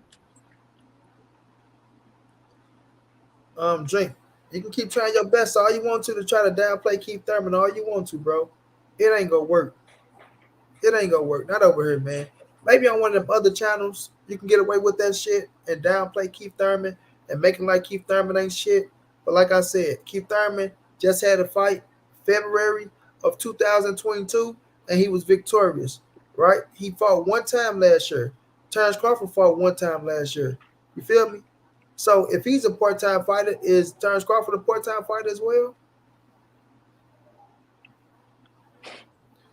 You feel me? You can say what he want. He got one loss. That's it. That's all. That's it. One loss. And since he lost to Pacquiao, y'all now he ain't a good fighter. Facts on facts, bro. Like I can't let y'all try to do that, bro. We not doing that. We not doing that. We not doing that. Take the what and leave the what? Come on, bro. Yeah, I heard. Yeah, I was listening to the debate you had played with Knockout. Yeah, man. Come on, bro. It's hard to debate somebody when it's a yelling match going on. You know, it ain't no confound lines. Like you can't really debate somebody because really now what we having a yelling match. Facts on facts, bro. But he really didn't want to let Knockout talk. He wanted to just keep bringing up his points. And the shit that he was saying, bro, like I said, they gonna reach so far back and talk about everybody else's business instead of stand on point and talk about what the fuck Terence Crawford should have done to make the fight happen. And then not only that, he had the fight, but he didn't sign the contract. So on one hand, they want him to fight Errol Spence, right? And then Errol Spence them send him the offer. He get the offer. He don't sign the contract, and now they blaming everything on PBC. Ain't nothing on Terence Boy Crawford. Nothing. Everything is on Errol Spence and PBC. Terence Crawford don't have to be held accountable for nothing, bro. For nothing. We got a man that's literally that came out and said that he's not fighting for legacy. He's not fighting for legacy anymore. That tell me everything. That you're fighting for money. So that means you telling me that instead of taking the big fights, I'll go take a fight that's gonna be low risk, high reward. Because he ain't worried about legacy.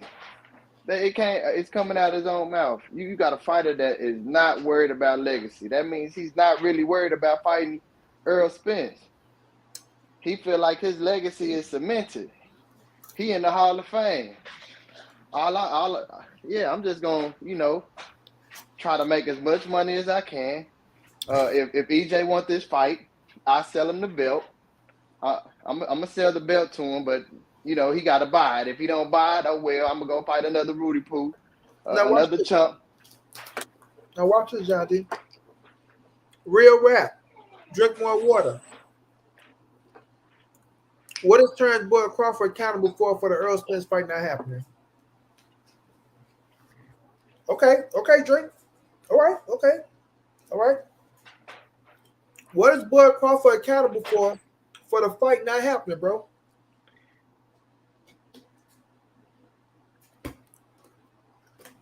And drink, bro. Didn't the goddamn Bomac come out and said we could have went the IBF route? We could have went the IBF route and became Errol Spence mandatory, but we didn't want to go that route. So when you bring in streets, why didn't they cross the street? Why didn't Bomac cross the street if they wanted that? We've been trying to fight EJ for 5 years now, but we don't want to go the IBF route and make it mandatory and become his mandatory. Listen, fuck all this, John. Come on, bro. Route, right? Can't even fuck an IBF route, fam. Right? Because they weren't going there. They was going for the WBO because the WBO was right there and they grabbed because Bob to make that happen, right? So fuck the IBF route. They ain't got to go no IBF route, none of that shit, right? The thing is this. PBC ain't leave shit open. That nigga ran out the back door. They ain't leave nothing. That nigga ran out the back door. That nigga did a backflip out the back door. He left the back door open and struck out that motherfucker. PBC ain't leave shit open. He left it open. Period.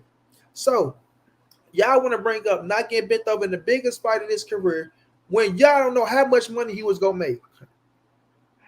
Y'all still don't know his percentage on the contract. Y'all still don't know how the fight was gonna sell. So y'all don't know how much money he was gonna make. You niggas will just make up some shit to fit that narrative, right? Right? You niggas can fight. You niggas can make up shit to fit that narrative, right? Because the nigga fucked up the biggest fight. Period. He fucked up the biggest fight. He fucked up the fight. So when y'all finished talking, the man told y'all he agreed to everything. The man told y'all and he told us he agreed to everything. He took I took all the risks. Hold on, John G. So why the fuck are y'all still talking about no guarantee to none of that shit? Why? Why is that even a topic? Why is it a topic when Errol Spence agreed to the same situation, no guarantee? Why is it a topic, bro? Huh? Why didn't he sign the contract? That's the only thing y'all need to be answering, bro. Why didn't he sign the contract for the fight? Y'all just want to bring up shit to fit the narrative because that boy let y'all down for real, bro. Y'all know damn well when y'all heard Terence Crawford was fighting David Amnesia, you niggas stomach sucked to y'all motherfucking nuts, nigga. You niggas weren't happy with that corny ass shit. You niggas know y'all weren't happy with that corny ass shit, bro. Stop it, man. Stop it. Be real. Real rap. What you mean? You know what? Now I am dropping the link. Hold on. Hey, Monty. Drop the link. Real rap. Yeah, all bro. right. Hey, look. If it's something that you want to do, if this something that you want, is anything gonna stop you from doing it? Hell no, bro. Hell the fuck no. I need to know. You need to say why Errol Spence negotiate the fight. Hey, because he got people that work for him to do that. What's the point of having lawyers if paying lawyers if they ain't gonna work for you? Because he negotiated the fight. What y'all talking about? Because he went there, he don't have to be there, bro. What are you talking about? Yeah, nah, he got people to do that.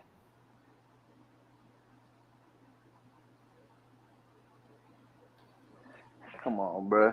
Wait a minute. Hold on. What you mean why he didn't negotiate the fight? That's the only fight he wanted, fam. The negotiation was going on. What y'all think? Errol Spence got to be present to make the fight happen? No. Only thing Errol Spence got to do is sign his fucking name on a dotted line. Hey, look, did Errol Spence have a problem saying, "Yeah, I'm gonna fight Sean Porter first"? Did he have a problem saying that? Hell no, because Errol Spence got his mind made up on what he gonna do. He got a plan and he executed. When he said he wanted to fight goddamn Terence Crawford, that's all who he was worried about was Terence Crawford. If he was gonna fight somebody else, he would have been like, "Nah, I ain't gonna fight him. I'm gonna fight such and such first, and then I'm gonna fight Keith Thurman first, and then I'm gonna come fight you." That's all he wanted. You seen what he tweeted, Keyshawn? Bro, they was making that happen on their side regardless because that's PBC side, bro. That's PBC side. They gonna make business happen with them first anyway. It don't matter what nobody say. Just like Top Rank made business happen with Top Rank first, fam. So niggas acting like they don't understand that part of the business side. That's what's going to happen on that part of the business side, fam. It's just like goddamn. Bob Arum. Bomac said Bob Arum didn't reach out to PBC or Al Heyman to make the fight. Yeah, stop worrying about what Canelo got. Terence Crawford ain't half the fucking stars Canelo. Next question. Don't bring up what they offer Canelo and then what they offer Terence Bud Crawford. It ain't don't give a fuck with what niggas say what. Niggas can say anything. He ain't half the fucking star of Canelo Alvarez. Stop bringing that name up, bro. Stop bringing up facts. That name. That's facts, money. Yeah, they keep wanting stop doing that. Now, what my boy name is, Bud go beat what, bro? Bud go beat what? Bud gonna beat your boy ass, nigga. You heard it. You know how to read, nigga. You an excellent reader, my nigga. Nigga, you top level. You a scholarly reader. It stopped it say Bud go beat, and I just see T right there. It stopped at T. Oh, okay. It didn't put the whole thing. You lucky. StreamYard hating. Bud gonna beat your boy ass, nigga. You gonna beat the brakes off that boy. That's what it say. Yeah. Bud gonna beat the brakes off that boy. That's what it say. Yeah, I said it. Yeah, I said it. Let's deal with it. I say this with everybody, fam. If you got Bud knocking Errol Spence out in the first round, I didn't say that. No. I'm just saying in general. Right. That's your pick, right? I got it a 50-50 fight. And if you pick Bud to win the fight, I know why. My thing is getting Bud ass in the ring to fight Errol Spence. We got to take care of business before we get punches thrown in that motherfucker. That's a tough task. Yeah, and I need a cap. Want to duck the motherfucking business. Boy, that's a tough task. Bro. That's a tough task getting Bud in the ring. Right. That nigga, he wanted to walk in with on the contract. I want 2 lines on side of me when I'm walking in. I want fire to come from under the stage. I want smoke coming from the rafters. He probably put all types of shit in his contract. Hold on, now my brother Red Rap said that why Errol Spence to negotiate the fight. You gonna have to break that down, my boy. What you talking about? Oh man, I want to cry right now, bro. I'm so pissed off, dog. Okay, now real rap.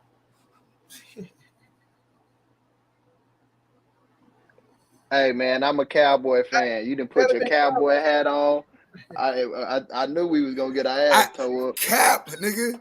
nigga, you look, Cap. nigga, you look Nigga, like cap. nigga, you look like Travail Cap. Walker Texas Cap. Rangers, nigga. Cap, nigga. he looked like the Cap. sidekick. This nigga look like Big Travail cap. Walker Texas Rangers in this bitch. He looked like the How? sidekick. How? Cap, nigga. Cap. Now, Bro. Cap. I had to go get my cowboy cap. It's so much now, come capping on. up in here. Hey, come on. Cap, Come on. nigga. You said that Errol Spence negotiated the fight. What fight you talking about? No, what I said is, you know what I'm saying?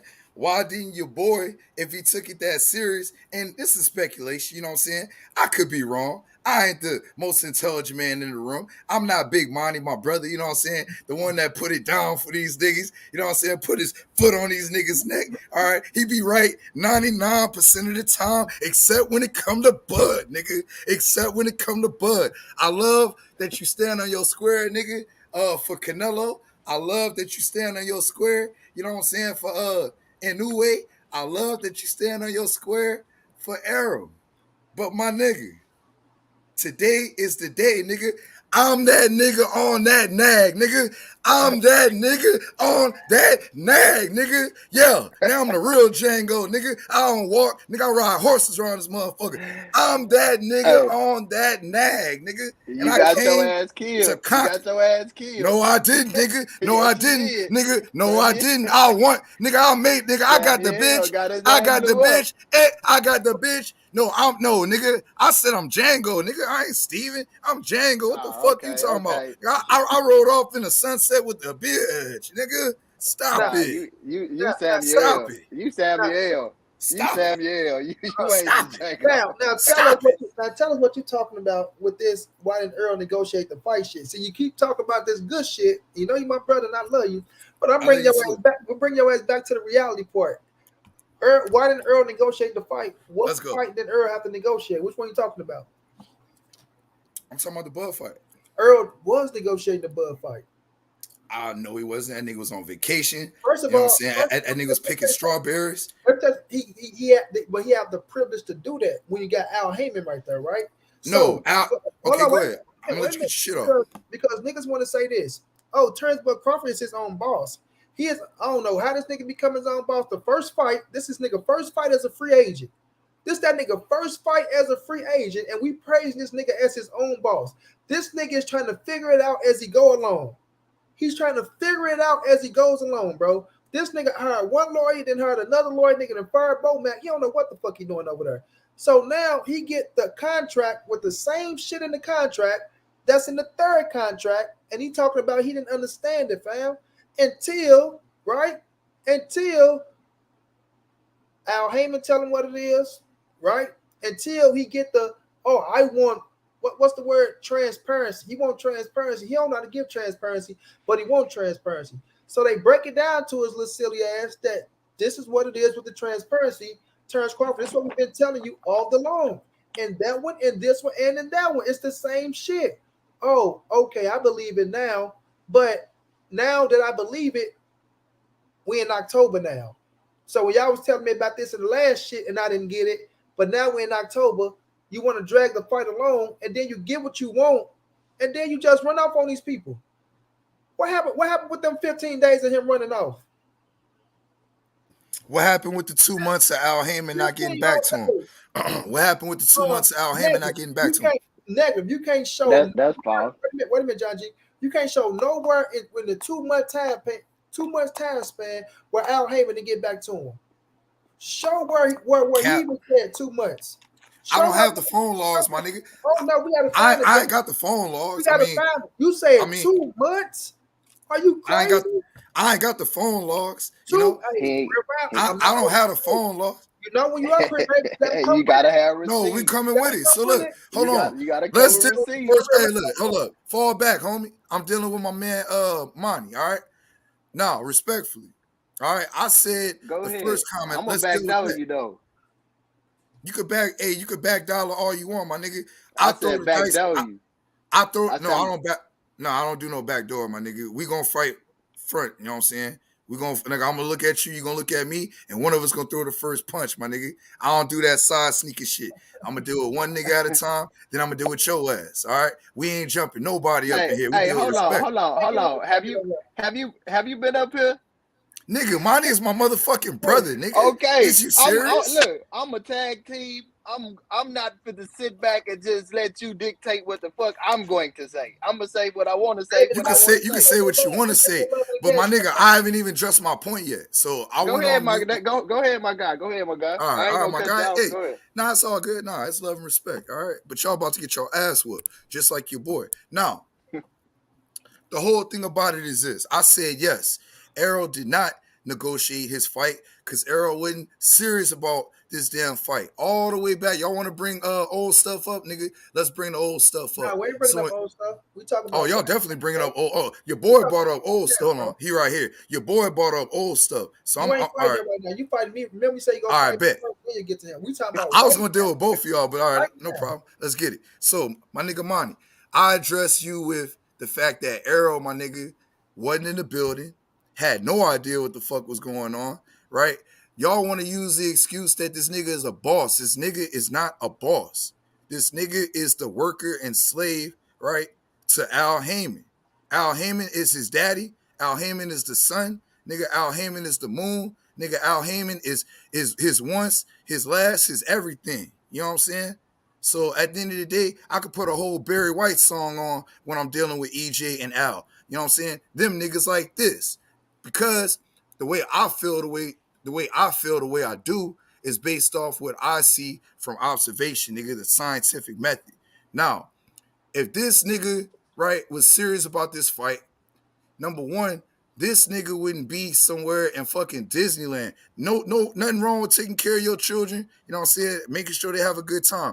But if I got the most important fight of my life on the line, nigga, I want to know every nook and cranny of what the fuck is going on. Y'all niggas leaving it up to, well, he a boss. He got lawyers. He got people to handle that. No, nigga, they work for you, allegedly. You know what I'm saying? So at the end of the day, you need to know what the hell is going on at all points, at all times. Now let's deal with the money. All right. I'm not talking about you, man. No, we're gonna stop you right there. We're gonna stop. All right, stop me right there. We ain't gonna run about now.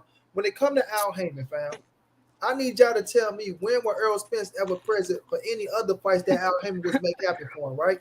Hey, hold on, John G. This the thing with the situation that y'all don't get, fam.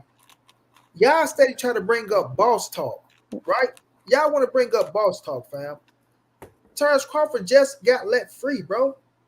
So this man finally get a chance to sit at a table and make some things happen because this is his first fight in a motherfucking building, fam.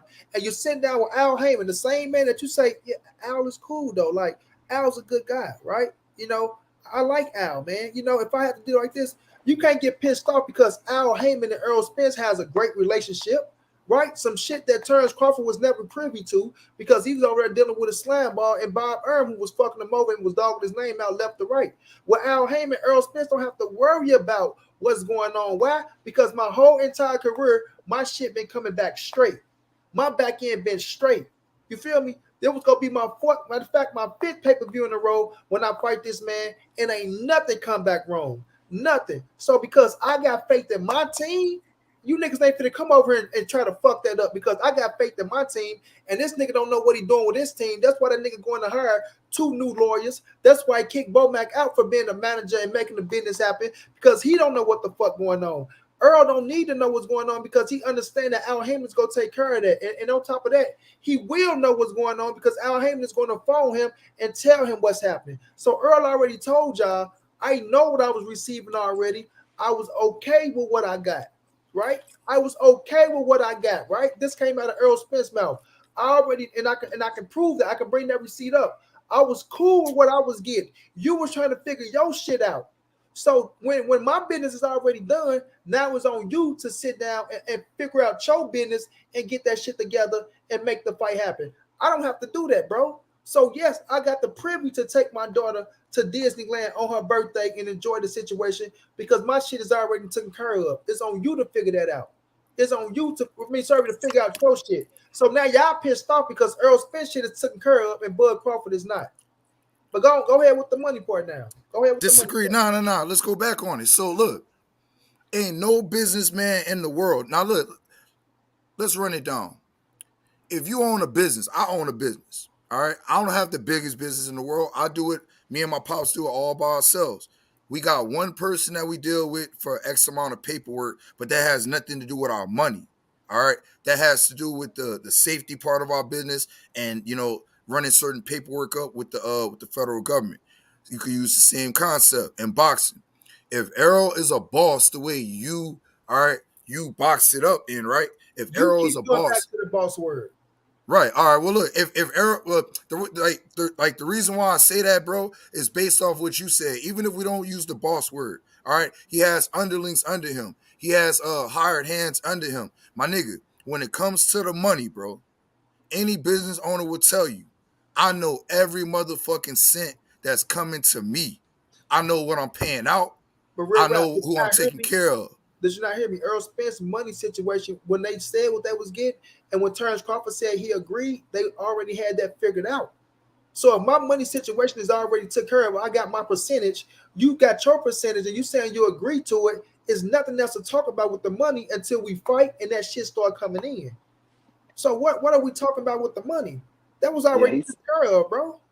It's not taken care of because y'all trying to talk about it and then sweep it under the table. You know what I'm saying? When you get in the other perspective, we not done, bro. We can move on. No, it's your platform. No. You can make, but we not done. Point. No, make your point. Go ahead. I want you to make your point. All point. right. So once again, my nigga, all this back end shit, bro. My nigga, nobody knows what the back end is. All we know is the guarantees, which have been no more than 1.5. I don't do this money talk, but since we going there, nigga, I know the shit that Bud negotiated, whether it was through Bomac or not. Wasn't this nigga averaging like 6 million plus? Wasn't he the highest welterweight in the division, the highest paid welterweight in the division? So what is we really talking about? Negative. Well, prove it wrong. Prove it wrong. Negative. Fam. Prove it wrong. Hey, go ahead. You got it. What was it? $3 million a fight? Guaranteed $3 million a fight. No back end. That's what Terence Crawford was over there at ESPN. When he did do a pay-per-view, I don't know if he got a total of $6 million, but he only did one pay-per-view, right? With Porter, wasn't that the only one he did? Yeah. I'm talking No. What you call it? Wasn't on pay-per-view. He did 3. Amir Khan, Sean Porter. Yeah, Amir Khan. That's what I was thinking of. Like the one that he punched in the nuts. Yeah. Did Victor Poston. Thank you about the shit. Thank you for keeping it a buck, Monty. Go ahead, bro. Yeah, okay. But look, majority of his fights wasn't pay-per-view, so it ain't no back-end money. It's guaranteed flat rate on his fights. Now, okay, well, look. Okay, go ahead. No, I was just going to address as far as what you were talking about, the money with EJ. EJ already said, I was cool. I know what I was projected to make. I knew what I was making on my end. I was cool with that. So we were dealing with somebody that didn't know the business of the back end because he always been getting a flat guaranteed rate. So he's coming to when he did do a pay-per-view, he didn't generate shit. So he really wasn't pulling in no back end like that. And that's no knock to him, but those are facts. His pay-per-views didn't do too well for him to pull in back end money like that. So his money have been coming up front to where he got guaranteed. But when you look at Errol Spence, y'all say the 1.5 guarantee, things of that nature, it's documented that Errol Spence made more money than Terence Bud Crawford, bro. Errol Spence even went on record and said, we can show our tax forms, and I promise you, it shows that I made more money than you, bro.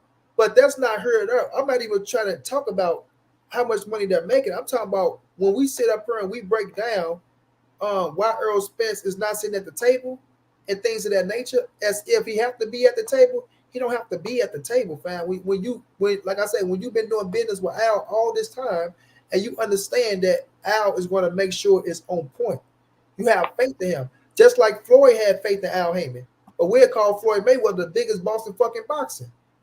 You feel me? Yeah. The biggest boss in boxing, and he did with the same man, Al Heyman, doing the exact same shit. The exact same shit. Now Floyd was on a level with what he was pulling in the money. But these dudes have faith in Al, bro. And I promise you, if Terence Crawford would have signed with Al Heyman, he have faith in Al Heyman as well, bro. It's only Yeah, we were dealing with a shiesty ass Bob Erm, and I say this all the time. Terence Crawford has trust I issues. agree with Monty. Yeah, he has Yeah, trust Hold on. issues, bro. No, Yeah, I want hold on, to. fam. Hold on. Hold I on, just fam. want to say this and land, bro. I got I you. just All right, want well, to go say ahead, this. go ahead, go I ahead, just go want ahead. to You got say it, you this got it. and land. You got it, go ahead. You was dealing with a man that knew the business. You know, all right. I don't gotta be here. I know what's going on the in these negotiations. I already know what's going on. You know, but Crawford is coming here lost. You know, he's in here he's hiring lawyers that's trying to give him advice. He ain't liking what they saying. You thinking they lying to him because he don't understand what's going on. So he in there lost. EJ ain't got to be at the table. He know what's going on. Bud coming Bro, to the table. That okay. don't mean he ain't a Let me, boss. Go ahead. that don't make sense, bro. Like just based off what you said. If EJ if EJ don't have to know what's going on, but Bud is lost at the business, my nigga, that doesn't make sense, bro, Well, on the thing base. is, EJ do It And I does still though. want to wait a minute, no, wait a it minute. does not. He don't. First of all, it's his contract, and it's his team with Al Heyman, fam. So you're already dealing with your contract. Listen, we have two different contracts, right? I'm gonna have my contract. You're gonna have your contract. When I sit down with Al and we talk about my contract, and we say this is what it is, that's what it is, fam. Right? That's what it is. They got it. It's done. Bam. There go my shit. Now it's up to Turnbull Crawford to get his shit together. That's why he have his team. He going back and forth with Al. Okay, this what I want. This what I want. This what I want. They gave him what he asked for, right? And then he turned around and say, okay, I want transparency, which they gave him transparency in every. People like to say term sheets. They gave transparency in each and every last situation. Stephen Espinoza confirmed that. Errol Spence confirmed that. Even Terence Crawford came out and said it at the end, right? So he had the transparency that he was looking for. Then it came out to be the date. You feel me? So it just came out. He just kept switching shit after switching shit after switching shit, bro. But go ahead, bro. I don't want to, you know what I'm saying? Keep going. Nah, it's cool. So let me go back. So I'm still dealing with the business, and I'm gonna touch on that, as I land my plane. So once again, for my brother on the panel to make that statement that EJ don't have to know the business, but then we got this narrative that Bud is so lost in business. No, my nigga, Bud went go get $10 million. Bud was smart enough to do that. Salute to Blue Blood. You know what I'm saying? Bud was smart enough to do that, my nigga. So it doesn't, like, you can't hold one man to a standard and not hold your man to a standard. Number one. Number two, all right, back on Monty. All right, the whole thing about this guarantee shit, bro, and this transparency. Nobody, myself, Monty, my other brother, hey, bro, what's your name on the panel, fam? So I can address John you right. G. John John G. G. Yeah. John G, Monty, myself, nobody knows what these niggas getting on the back end, fam. All right. Monty may know because he got a personal relationship with Errol, but the rest of you niggas in the chat, none of you niggas know. All right. Including myself. So when y'all make this back end money point, nigga, that's a fucking, not only a red herring, bro, but that's a fucking straw man. All right. You niggas pulling at strings right now. All right. Because at the end of the day, bro, all this guaranteed money talk, all this bullshit, the fight didn't get made. And back, since we bringing up old shit, we already knew at the top of January 2022 when Tim Brown came out and said anything we offer Bud is going to be looked at as disrespect because they were already willing to not give the nigga what he wanted on point, right? On that point. Now, with what Monty's saying with these guarantees as well, my nigga, contracts, bro. I was in the military, bro. You know what I'm saying? Anybody else that was in the military, anybody else that signed their life away in a contract, I don't give a fuck how well you know your man. I don't give a fuck if you and your man are getting ass together, you know what I'm saying, and eating strawberries after. It don't matter. My nigga, you supposed to, and you supposed to, and you supposed to stay on your business. The But what fact that, makes you think Earl is not standing on his business, bro? Because because based off what you just said, based on no, based on what you just said, the fact that he don't have to know the business like that, the fact that hold on, who said he, you don't have to know the business like that?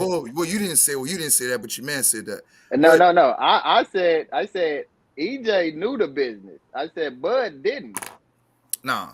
But all right, so look, let me address one thing that I agree on that Monty said. You know what I'm saying? I'm not going to disrespect your panel, but I don't rock with Bob Arum. All right. So I agree at one point, you know what I'm saying, Bob Arum was a roadblock. I do agree on that. That I can concede on. I do believe that Bob Arum was personally sabotaging Bud's career. I do see that. I don't believe that. I know that. That's not a belief. That's a no. All right. So I agree with Monty on that point. But how you know that? My nigga, elaborate on that. How you know that? So right before he fought right before he fought Sean Porter, there was and you got me on the spot. There was a comment that he made, not the I could like I spent so like I wasted so much money on Bud, I could buy a house in LA. Not that comment. There was a comment he made like the night before, or the day of the fight, or the day before the Sean Porter fight, where I was like, my nigga, you know, I can't that believe ain't gonna work, my dude. Because no, when you wait, say hold on, something, I need you to elaborate and give points. So look, can I look it up? Can I grab it on my phone and look up the quote? Grab what you gotta All right, grab. well, I'll do that. No problem. I'll do that. I mean, so because see, I've been listening to you, dog. You know, yes, and you said several things that I know that you don't know that you're talking about. First of all, one of the things you said that that Errol Spence ain't never made more than 1.5 million guaranteed at the most. That's what you said. I've been listening to you, right? That's a lie. You know what I'm saying? That's a lie. Even if you go to the let's go to the Mikey Garcia fight, he made 3 million guaranteed, right? Then if you go to the Sean Porter fight, right, he made around the same thing, right? And then you saying that nobody knows what the back end. Well, what Errol Spence had been getting paid off, he would get his guaranteed. That's the upfront money, and then the back end. What the back end is let's say, for instance, in the Mikey Garcia in the Ugas fight, right? They give him 50% of the pay-per-view revenue. That's his back end, right? They give him 50% of the pay-per-view revenue. Now, if you go to the Mikey Garcia fight, right? If you break down the numbers, he got, and I know this for a fact because I've talked to people that know him, right? He got 14 million on the back end. That's what he got on the back. That's just the back end. Then he got his 3 million that he was guaranteed. Add that up, right? Add that up. That's 17 million, right? Now, you have Terence Crawford fanatics tell you that Terence Crawford nobody ain't getting paid no more money than Terence Crawford. Terence Crawford is making way more money than Errol Spence. You had people running around talking about Errol Spence ain't never seen $10 million. He making more than that every fight that he's in.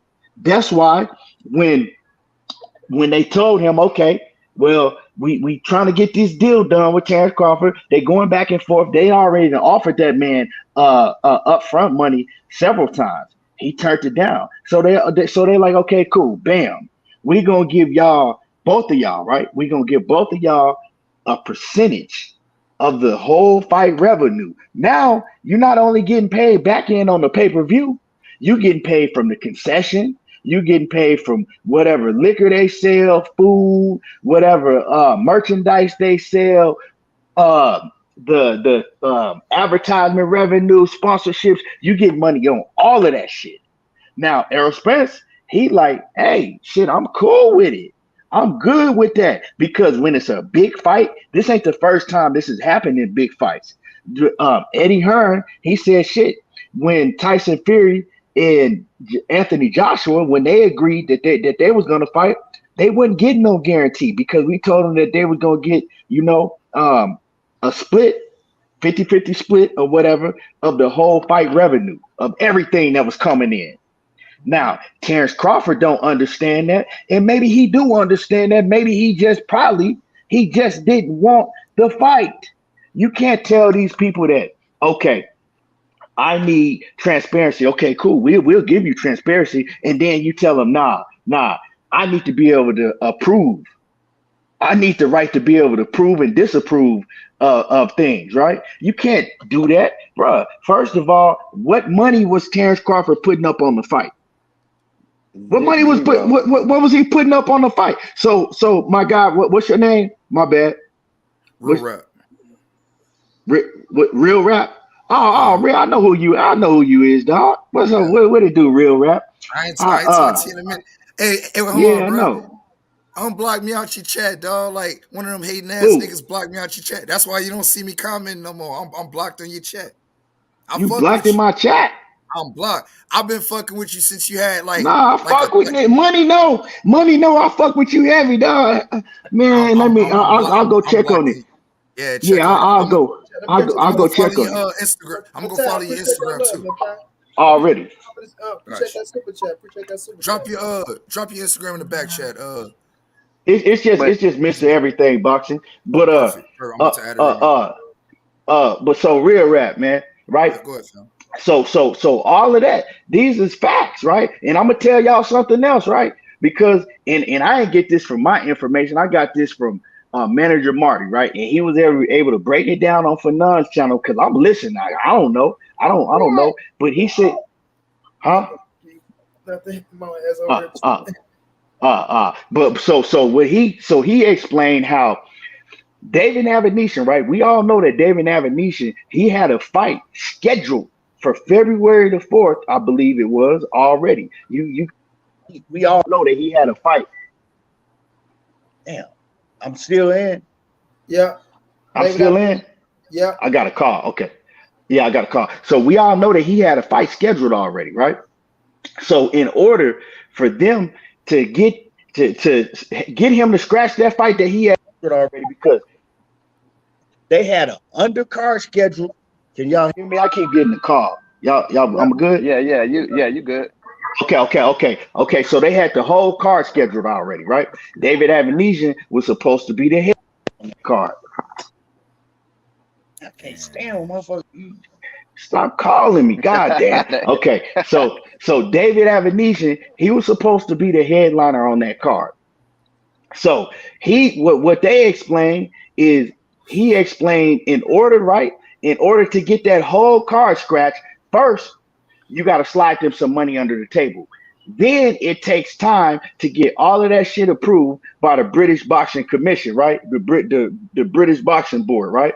They had to get that shit approved. So that shit takes time. Now, Blue, he set up on my panel and money was right there. He set up on my panel and said that the fight was done in 24 hours. I said, so the fight was done in 24. Like, yeah, around 24, no more than 48 hours, 30 something hours. The fight was done. We talked to Terence Crawford. We told him we had an opponent, and it was done like that, which was a lie, because dude explained that in order for that to happen, it takes a long time. It's a process they have to go through, right? Because you scratching a whole event that they already had set up, and you pulling this man out of a whole event, right? And then, of course, he took it because because they offered him more money to pull him out of the fight that he was already in, right? But it takes time. So what he was saying if you go down the timeline, Terence Crawford already knew that he was fighting David I've been sneezing all the way up in September.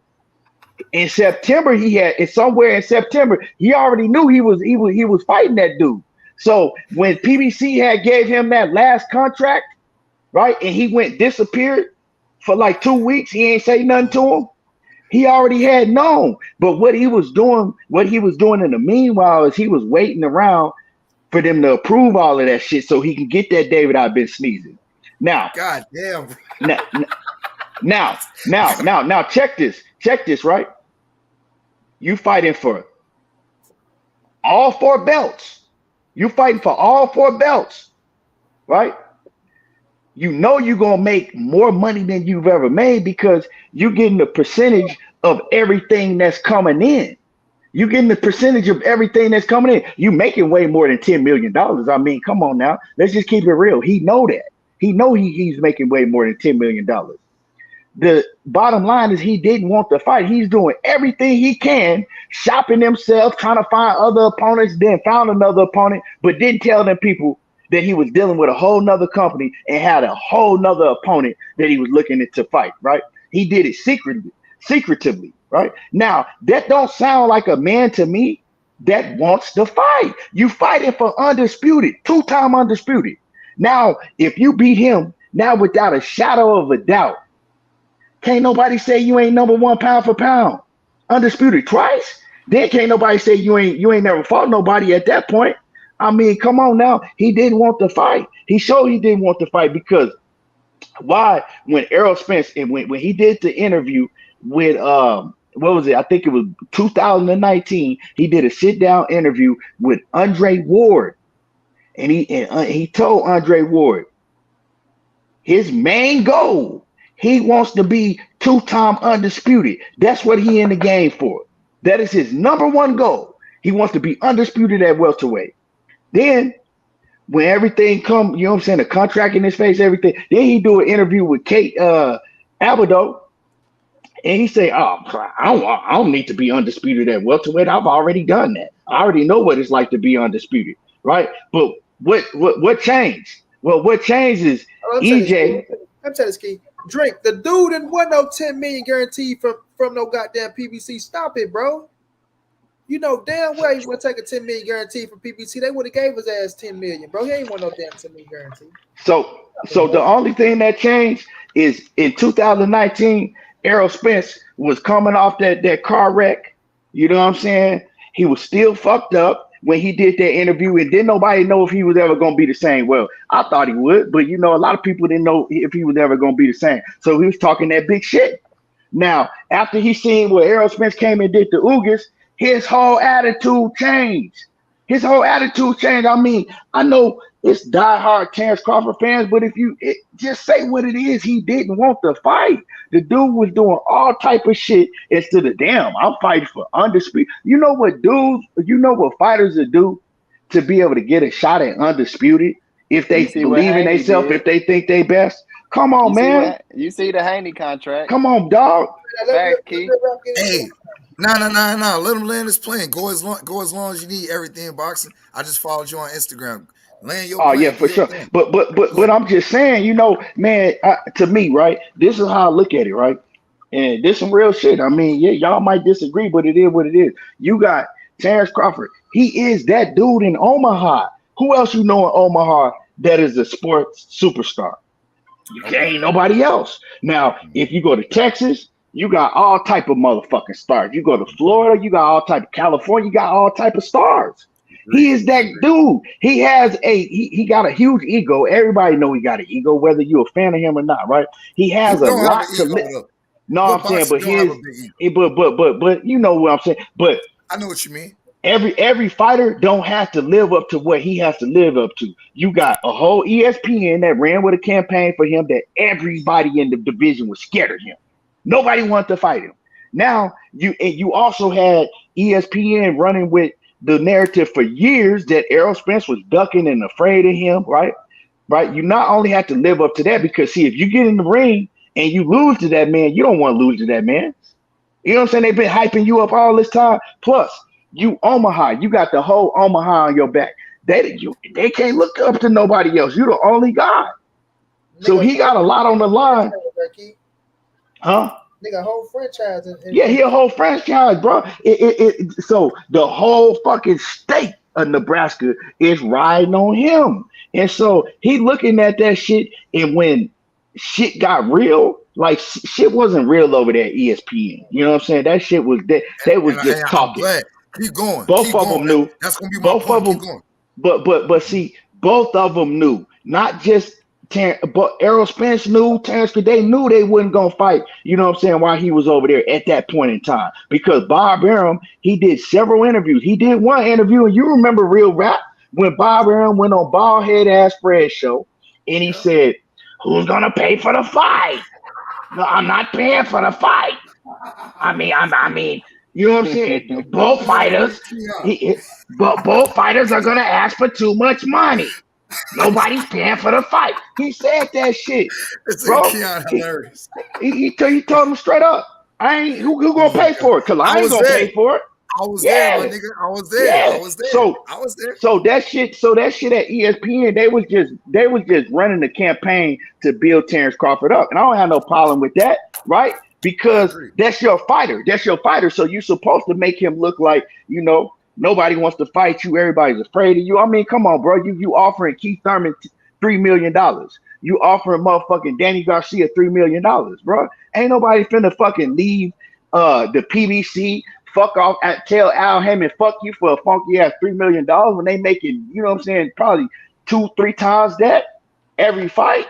So that was just some bullshit. But when the fight got real, like when you don't have no way out, he ain't have no way out because at that point in time, right, it was supposed to be either Errol Spence or you ain't really got nobody because ain't nobody fucking with you. Eddie Hearn said, nah, we ain't got nothing for him over here. You know, Oscar De La Hoya ain't had nothing for him. You know what I'm saying? He had Bob Arum in a lawsuit. So if BLK Prime hadn't came, if they hadn't gotten away, it probably would have had to beat Errol Spence because then he would have had to make a choice. Do I fight Errol Spence or do I sit out until I have to fight my mandatory? By that time, I'll be then set out, you know what I'm saying, 1.5 years, almost 2 years. And then I got to go and fight a Jerron Boots Ennis or a Virgil Ortiz. So he would have fought Errol Spence because he wouldn't have had no choice. But BLK Prime, they came and they gave him a choice. And he waited around. He waited around for them. That's why he didn't tell PBC. And I know for a fact, I know this because I know people that I was talking to behind the scenes while I was going on.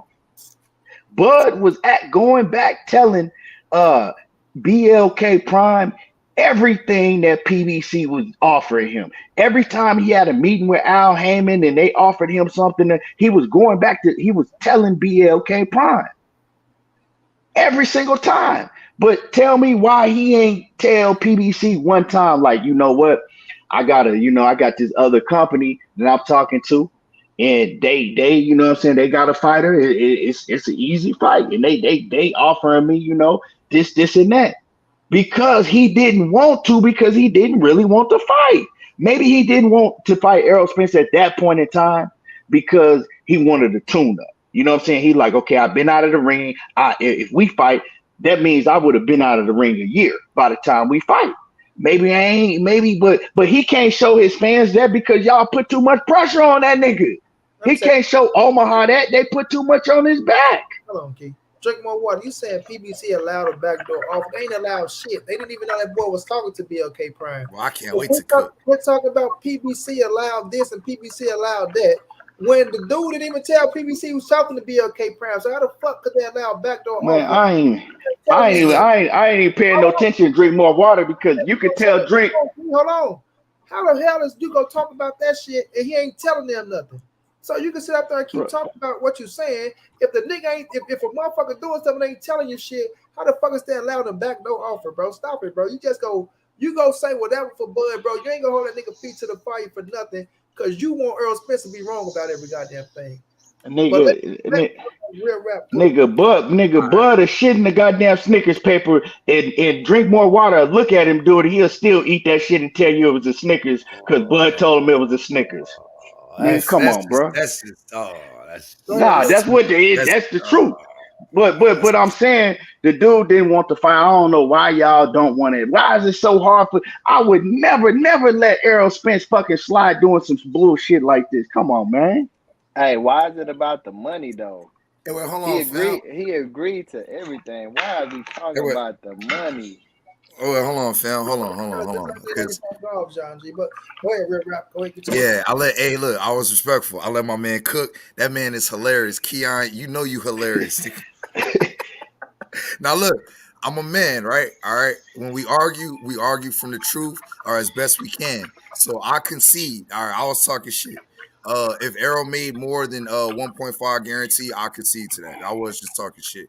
I was just going based off his I know his fight with Ugas, he was guaranteed 1.5, and I don't understand that. Right. I'm not trying to make a big point out of it, but I don't understand how you only get 1.5 for Ugas, but you get 3 for Mikey, you get 3 for Dan. Like that don't make sense to me. On top of this, the point that you made, if PBC fighters are making 2 to 3 times more, all right, than the 3.5 that Bud guaranteed for his side of the contract, right?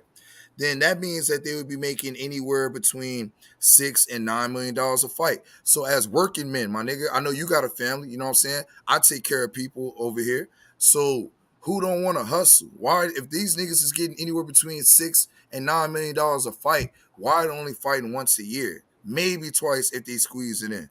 Like, could you answer that for me real quick before we go? But my thing is this though, Real Rap. You saying they only fight once a year?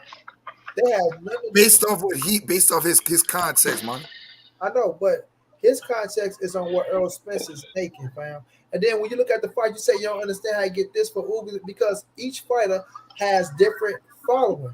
We know Mikey Garcia was his first fight on pay-per-view. We know Mikey Garcia was the bigger name than all them boys. That was a big fight in Dallas, yeah. Garcia's name is even bigger than Terence Crawford name. You know what I'm saying? So he bring a different audience to the situation to where we know what it's gonna be. You know what I'm saying? So it's like, okay, he's gonna get that versus Mikey. Then Sean Porter, right? Championship fight. We know Porter name bigger than Ugas. And then you got Ugas come with what he come with, right?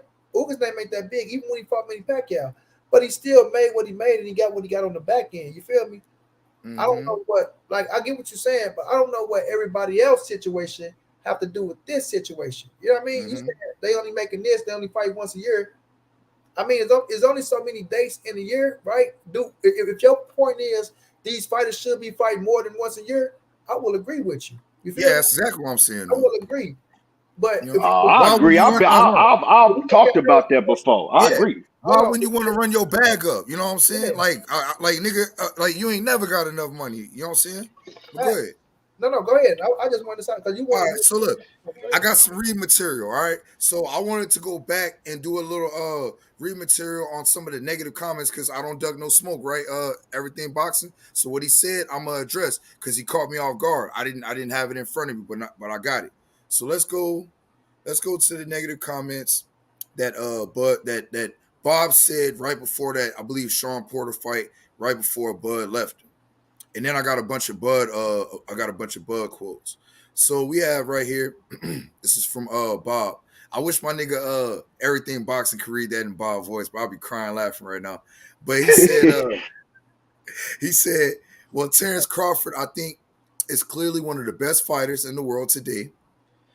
He's tremendously skilled. Unfortunately, he hasn't shown to be a fighter who's been a draw on pay-per-view for whatever reason. So we put him, he's still quote, so we put him in the best fights we can. All right, which Keon just let us know that's some bullshit. Unfortunately, we've lost money on every fight that he's done, and he keeps insisting, and I can understand his point of view. Quote, I'm the best. I should get paid like the best. So if somebody's willing to come and put the money up that Crawford is demanding, he should do a fight for some other promoter, and if he's going to make more money. And the nigga did. Right? Look, I don't know if the nigga got $10 million, but shit, that's what all the reports are saying. That's not necessarily my point. And I want you to look, and I'm sorry, please don't lose your train of thought.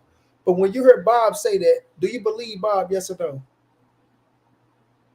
So wait. As far as going broke? No. Like not making money? No, when he say I lost money on Terence Crawford, do you believe? I can see that. Yeah, I can see that.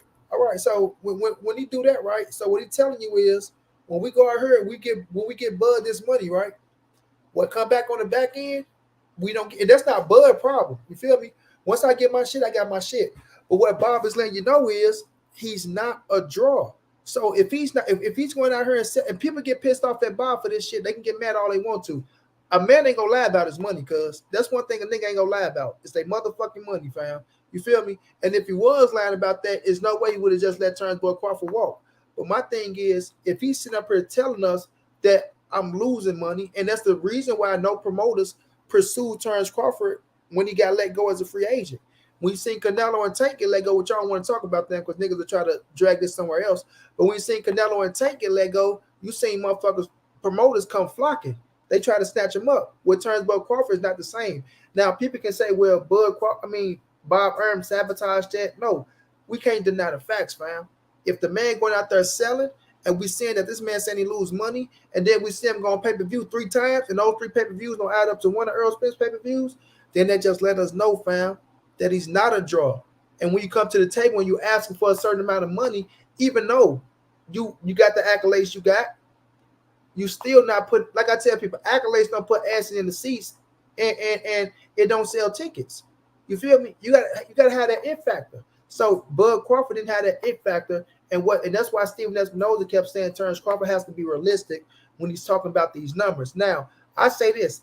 Even Errol Spence said it multiple times. If he got $10 million, I understand it. I'm not mad at it, right? Go get your money, feed your babies. Errol Spence said that a million times, bro. Even in the message he gave me, right? The niggas are real. All he's saying is, why did you fuck me and my team over, making it as if you was gonna fight us and you knowing you was gonna take this fight all alone? Same shit Keon saying. He knew he was gonna take this fight with BLK Prime, bro. This ain't no if and the bus about it. You feel me? He knew he was gonna take this fight. He was stringing them people along, acting like he wanted to fight, and he didn't, bro. And his action shows. The action shows, bro. Because even after the fight, real rap, if you really want Errol Spence, and you can get right here, if you really want Errol Spence after you whoop David Avenesian, you would have said that man's name and said you was coming for his ass. But you said we're gonna see if we can make these fights happen. You know what I'm saying, down the road. But go ahead, bro. Well, let me say this real quick. Let me say this real quick because I want to point. I want to hit on the point that you said, Money. I got it all written down. It ain't going nowhere. Yeah. I want to hit on the point that you said, right? How he already knew he was gonna fight David. I've been sneezing, right? And he said it himself because Terence Crawford, the type, right, is that if you put him in the corner and he do an interview, he gonna tell on himself. You know what I'm saying? He gonna tell on himself. He gonna keep it real before he know it. And what he said on the boxing voice when they asked him, well, okay, let's say this is real, right? He said, let's say this is real. He said, say if they had offered you a contract, you know what I'm saying? Everything was in it that you wanted. Everything was good. They had a date, but that date was only 2 weeks or 3 weeks at max, right? Outside of your December the 10th date. And John what G, you had a the real rap, John G. When you done the real rap, then you go, bro. They said what you had to took that fight only 2 or 3 weeks out from the date that you fighting on December the 10th, right? If everything was good, what you had to took it. That man said no. He said, why would I put everything else I had on hold for that? No, I wouldn't have taken. They said, well, what you mean by that? He said, no. So he told on himself, why would I have to put everything else I had? That means that he already had the David I've been sneezing fight. Why would I put you know what I'm saying, him on hold for Errol Spence? That he's telling y'all he already had that shit, had it in order. So he wasn't gonna fight Errol Spence. No way. He wasn't gonna fight him. The only way he was gonna fight him if BLK Prime, right, had it never existed and they could have never came up with an opponent for him. That's the only way he's gonna get in the ring with Errol Spence. He told y'all that. But I mean, we're gonna act like he ain't say that though. All right. So to push back on that point, Errol said he was fighting with or without Bud come November, regardless. So that means, in my mind, logically thinking, they had somebody else on the table, you know what I'm saying, planning. You know what I'm saying? Because the man said, I'm fighting somebody regardless in November. Bud or no Bud. All right. That's one of the first points. I'm gonna get back to this read because I got a lot of reading to do. The next point. When y'all notice, all right, Bob, now I'm gonna read all the bullshit Bob said, and I'm glad that you brought up that interview with the boxing voice, because that's one of the quotes I was gonna read. You beat me to the point. You an intelligent man. Everything in boxing, you intelligent because you beat me to the point. But remember that night, everybody in the chat, all my niggas on the panel, you know that face that you saw, right, from Bob Arum when basically Bud said, you know what, I'm taking my talents, and I'm going back to Omaha. Nigga, what kind of face did Bob Arum have? Nigga, that face was stuck. That face looked like, how dare this N-word leave me? Nigga, man, we already had the dent. All I had to do was wait for the ink to dry. You know what I'm saying? So y'all could, respectfully, y'all could miss me with that. Because regardless of, because I'm going to read the bullshit that Bob said. Bob said a lot of bullshit. But all the bullshit that he said, right, his body reaction said something completely different whenever Bud left that nigga at the altar. You know what I'm saying? Like a dusty bitch. So at the end of the day, let's get to these comments. Do I have anything else for y'all? Let's see. Once again, real rap, when you bring up Bob, what's your point with Bob that you make? And you can get to it all you Just want. addressing the point, just addressing the points that was made. So I agree with Bob is a piece of shit, bro. Like I'm not defending Bob on that point. I think Bob is a garbage businessman when it comes to dealing with boxers on a fair level. You know what I'm saying?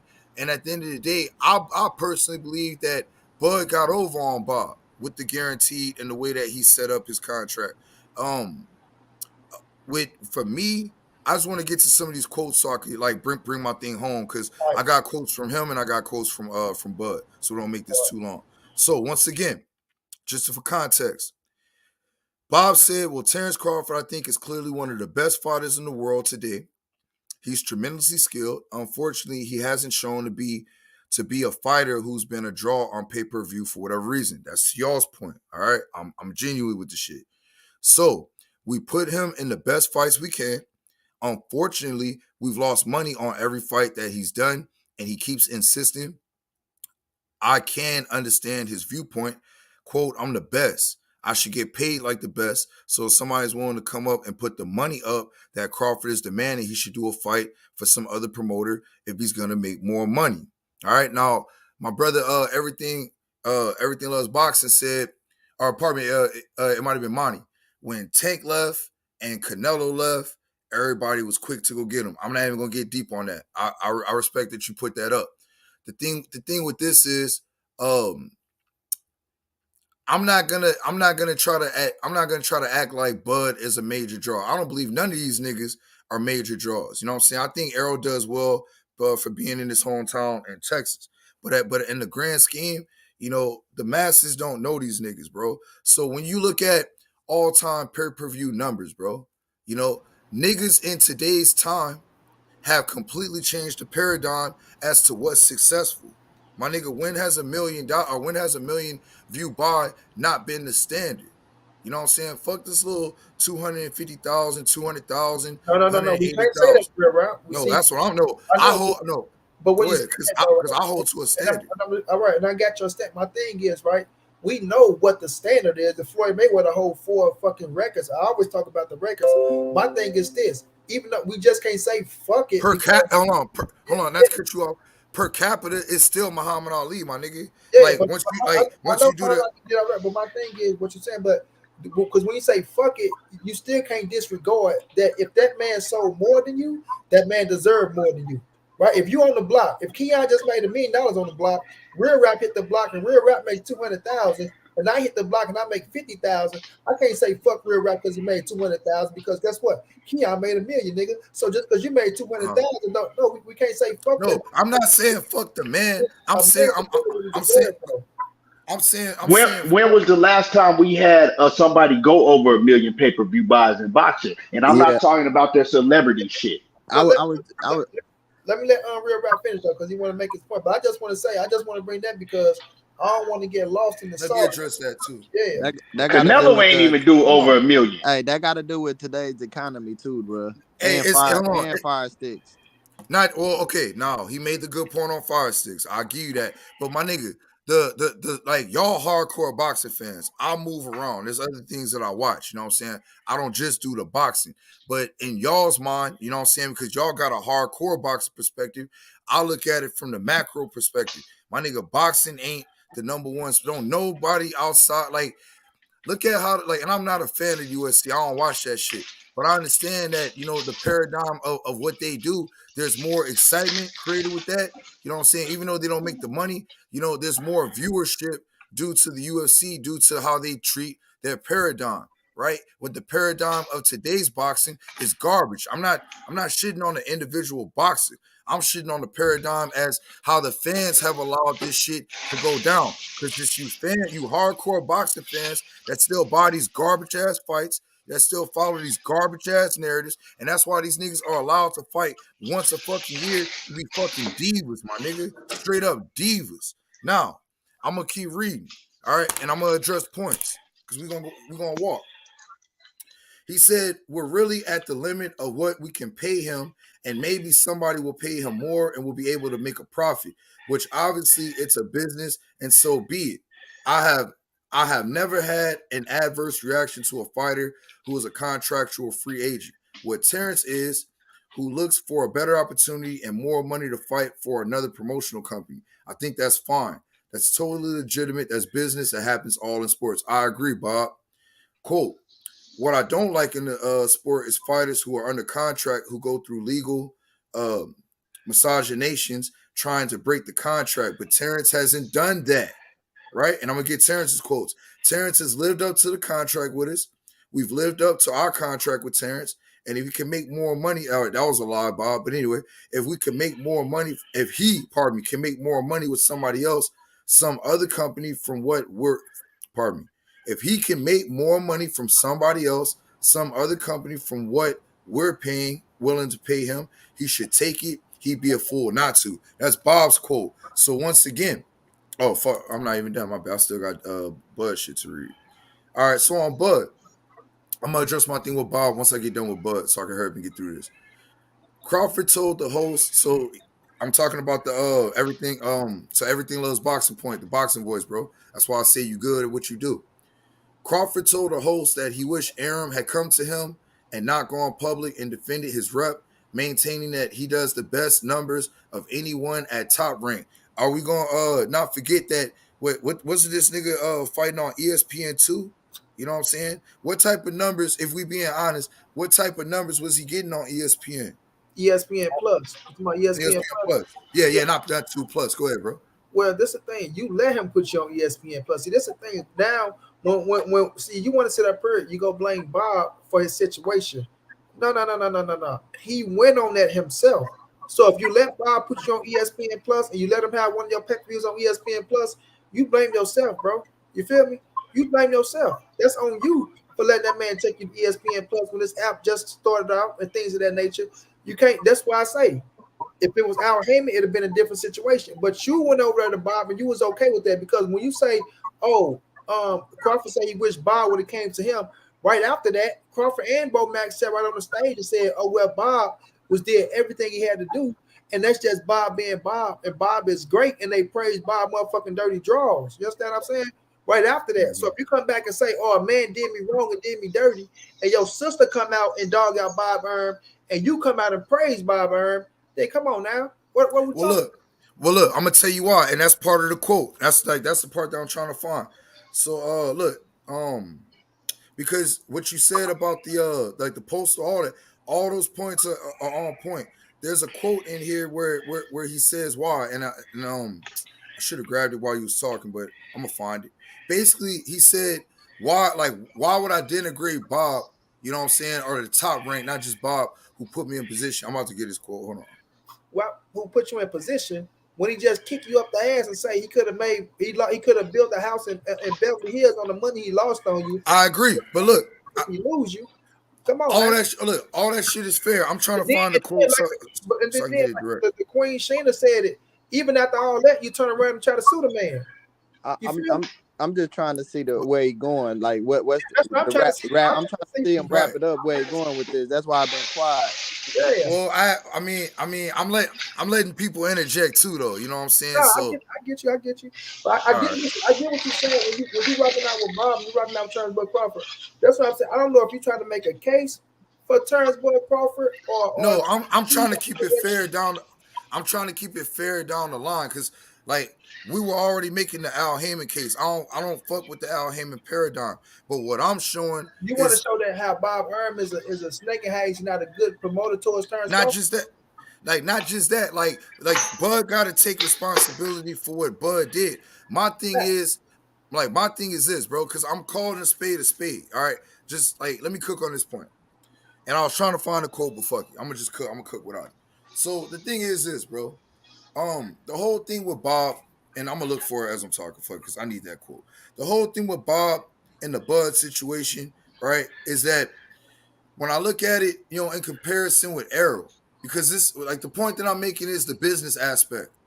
The fact that Bud, that the context of what we talk about, Bud was getting fucked over by Bob, right? So the fact that Bud got fucked over by Bob for years, Bob made these negative ass comments about Terence. You know, Terence should have been paying attention to all the moves that was being made. So when he did dip out, when he did leave, You know what I'm saying? He knew, all right, when I become my own man, I know what not to do based off my experience. That's one of the main things that I'm arguing.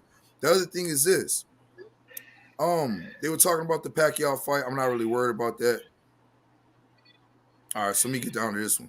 Crawford told the host that he wished Errol had come to him and not gone public and defended his rep, maintaining that he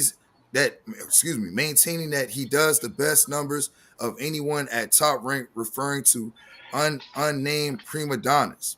Crawford was asked about the athletic story in the letter and said out some counterclaims, sort of like Crawford blew off interviews with massive platforms. He was his own enemy. It was implied because he wasn't very adept at helping spread the word about his skills.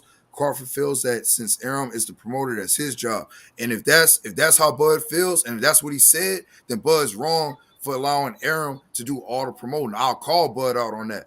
You know what I'm saying? I will. You gotta make yourself hot, right? You gotta help make yourself hot. That's right? A fact. That's a fact. We're gonna spit facts. I done been on Bud ass about certain shit. You're expecting an 80-year-old man to fly all around the world and promote your motherfucker. You know damn well Bob Berman got it, bro.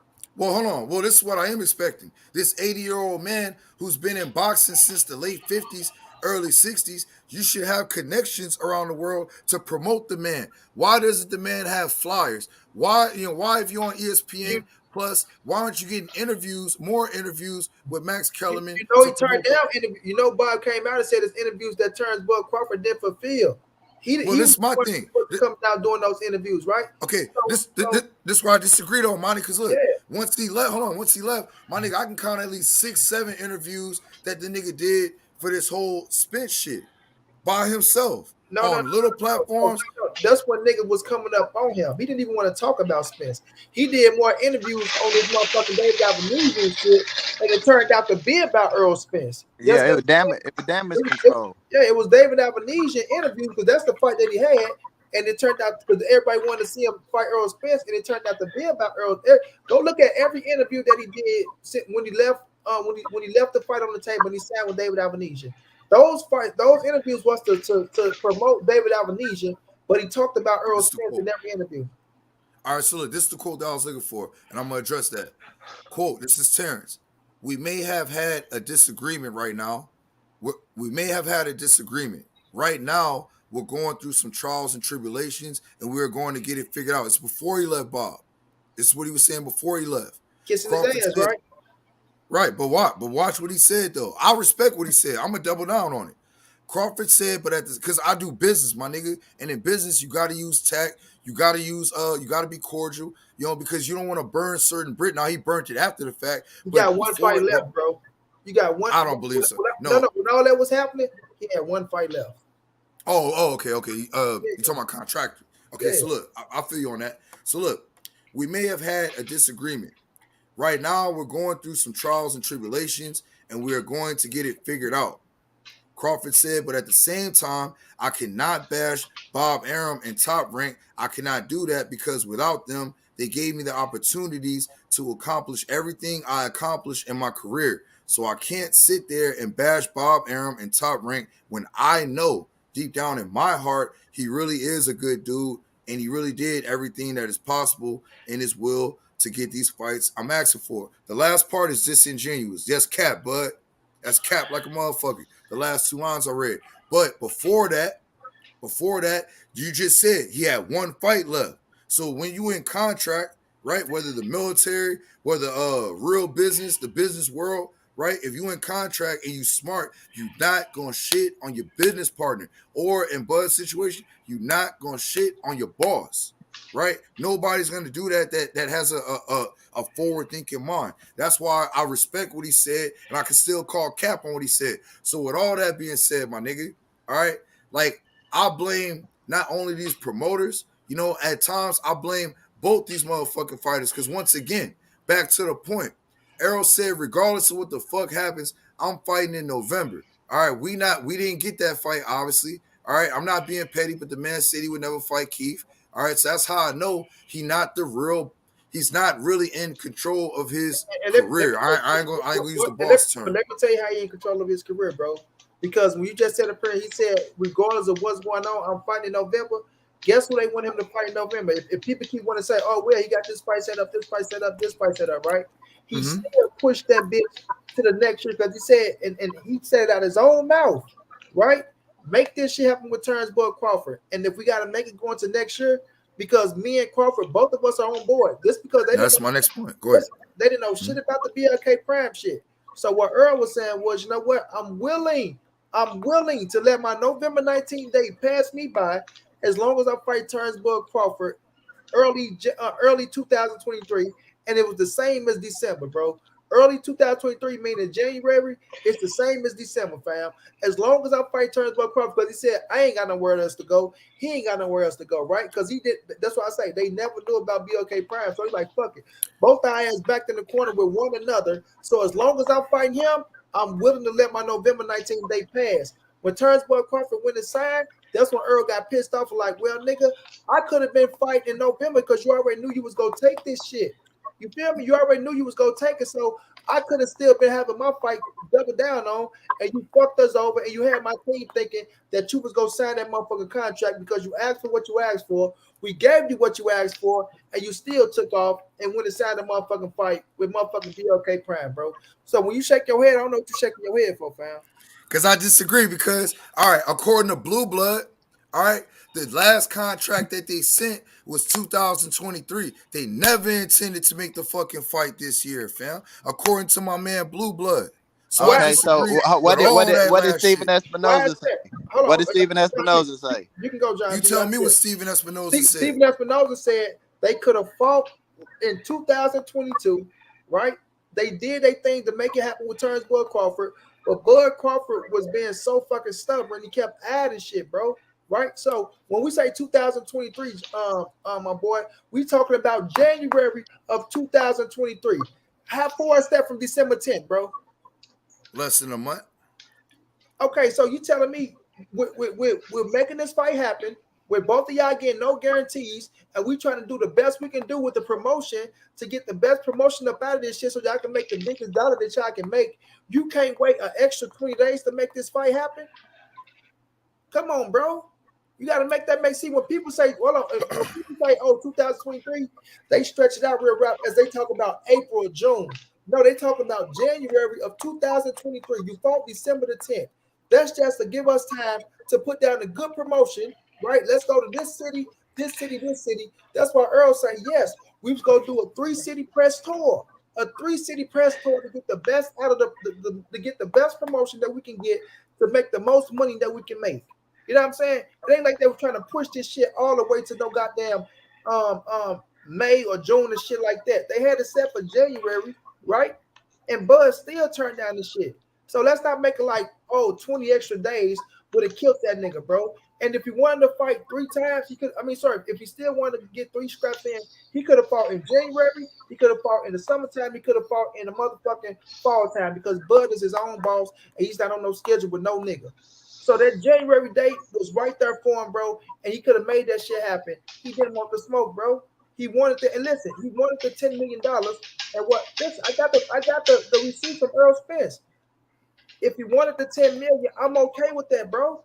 All we saying is don't drag us along like you go take the fight, asking for new shit, we send it back to you. Then you take off for 15 days, 15 whole days, and don't tell us shit. And the next thing we hear from Terence Crawford is you signed a contract to fight David Avanesian, bro. So hey, at the end of the day, look, at the end of the day, it's hearsay. Because Bud saying Al didn't get back to him for X amount of time. EJ Camp saying Bud didn't get back for X amount of time. All right. What Espinoza say though? You tell me what Espinoza said. Monty just told you. He at the table. Me. Hey, that's one man that's at the table. Because Espinoza just got caught. Espinoza just got caught capping. I'm gonna let you. Hey, hold on. Actually, somebody just came and clarified that shit. Money on your when we was on. They said Mayweather did do a no guarantee and also paid. Paid the purse of who he was fighting. He said, yeah, Steve, that's the point Drink keep trying to make. Steve Espinoza said it was fights where Tank didn't get no guarantee. It was fights where Mayweather didn't get no guarantee. And the fight against Carlos Baldomir, that's who it was. Carlos Baldomir. So my thing is this too. My thing is this though, right? When we look at Steve Espinoza, Stephen Espinosa has no reason to lie, bro. You understand? Stephen Espinosa, even though he worked with Al Heyman, right? He's still trying to make things happen with Terence Crawford and be as fair as possible, fam. Why do Stephen Espinosa got a count when they just a network? They get money regardless, fam. They getting the money. It's not like he with PBC and Errol Spence signed with PBC because Errol Spence can fight on Fox. You feel me? I'm show. I'm the got my situation going over here with fucking Showtime. So I'm just here to make this fight happen over on our network. So when Stephen Espinosa giving us this information, people gonna say he capping. Which he capping about what? I just listened to what he said. It was fights where Tank Davis didn't get no pay-per-view. I mean, sorry, he didn't say pay-per-view. He said it was fights where Tank Davis didn't get no guarantee. It was fights where Mayweather didn't get no guarantee. Steve Espinosa don't have to sit up here and lie on camera and say those things about Tank and Floyd Mayweather if you can't go fly those things out there and it's true, bro. You feel me? Why would I put my face on camera and say those things when Mayweather and Tank can come out and disregard what I said, or people can go look it up and call me a liar, bro? All right. And look, I'm working on an interview with Steve Espinosa, and we gonna ask all this shit. I'm working on it. He checking his time and things of that nature, so we can. And I'm asking the tough question. No bullshit around the bush. But I So I believe fuck with you when he say that shit, bro. So I fuck with you, bro. So look, Hey, let me but push. Let me it- go ahead. it's- Go ahead. to say that, bro. It kills me that, like, for the simple fact, motherfuckers would go against Stephen Espinosa or what Stephen Espinosa say and call this man a liar just to defend Bud. That's I mean, crazy. I'm not. Hey, look, bro. I'm the nigga that came up here reading quotes and calling cap on Bud. You nigga, like, y'all gonna give me that. You know what I'm bro, saying? I Y'all ain't gonna just, give me that. I ain't singling you out. I'm just talking about I know. in general. I know. Yeah, So look, and hold on, my stance on this is how am I period, bro. done? If somebody wanted to fight, if you wanted to do something, you're gonna do it. If you want to go to on a vacation to Hawaii and goddamn the trips are too expensive, if you want to go bad enough, you're gonna go. If you got your shit get delayed or whatever the fact, if you want to do it bad enough, you're gonna do it, whatever it is. And then on top of that, you got a man saying he ain't worried about legacy. And he's more worried about money than legacy, bro. It tells you that the proof is in the pudding, bro. The proof is in the pudding. These are all issues that other big fights are faced, so we should be able to run. But the thing is, nobody wants to get back. I'm listening. And what would you say to those? Nah. Look, we don't have to address the first point that much because there's been a lot of promoters and fighters that come out and I'm gonna play this. Go ahead, play it. Okay. To fight without a guarantee. It's absolutely not. And in fact, pay-per-view guarantees didn't even start coming into existence until about 3 years ago. Like, so the reality is, for the longest time, for the bulk of the pay-per-view business, there were very, very few guarantees. So now to come in and say I'm the first one in history that didn't get one, that's just factually absolutely incorrect. I could give probably off the top of my head 20 different fights. There have been fights. There have been Tank Davis fights where he didn't get a guarantee. There have been Mayweather fights where he didn't get a guarantee. So look, that perspective is just flat out wrong. The transparency is absolutely baffling. He got that in black and white. Seen the contract; it's there in black and white. And the reality is, it's in the contract, so everybody keeps saying, "Oh, term sheet." The man said contract, right? But Monty Brown, we cap when we say contract, though, right? Come on now. the way we would have to account, like we collect the money, we do the accounting. You can't do an accounting without being transparent. Now, it depends what transparent means. To most people, it means transparency means I know what the revenues are, I know what the expenses are, I know what the deductions are. It's all out in the open. Now, that has never been an issue on this fight or on any other fight that we've been involved in. If transparency means something else. Yeah, he wants the power to at least know of expenses and have. Well, see, now here's where it gets a little bit complicated. If you're saying I get the right to approve expenses, first of all, I have a problem with that because what's going to happen when I tell you, okay, this is what TV production costs, and you say no, I think it'd be cheaper. So wait a minute, now I can't produce it. We've been doing this quite a while. I know what it costs.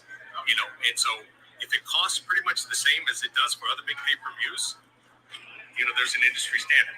We're not going to go into a promotion and have the risk of someone saying to us 2 weeks out, no, I don't like that contract, I'm not signing. Or go into it and say, oh, we're waiting for a fighter's signature and it's fight week and I don't know when he's going to get around to reviewing this expense and approving it. Like, it's just not a realistic way to do business. Like, you've got to have a certain level of trust, and there are certain protections, disclosure you can do up front. But the reality, is to be able to approve everything along the way. There's no one who's ever going to do that, because the reality is there's no way that people are going to go into it and start spending a bunch of money, go into a promotion, and then let's say 2 weeks out, somebody gets, bug up their ass about an expense and say, you know what, I don't think, I don't want you to spend any more marketing money.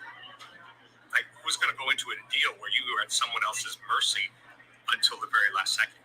Was it to that point where he said, yeah, bro, see, like, come on now, bro, gotta be realistic here, fam. This dude asking for shit that ain't never been done before, and we should have to talk about, oh, Bud is getting done wrong here, and Bud is getting done wrong there. Like, come on, bro. Like, Hey, look, bro.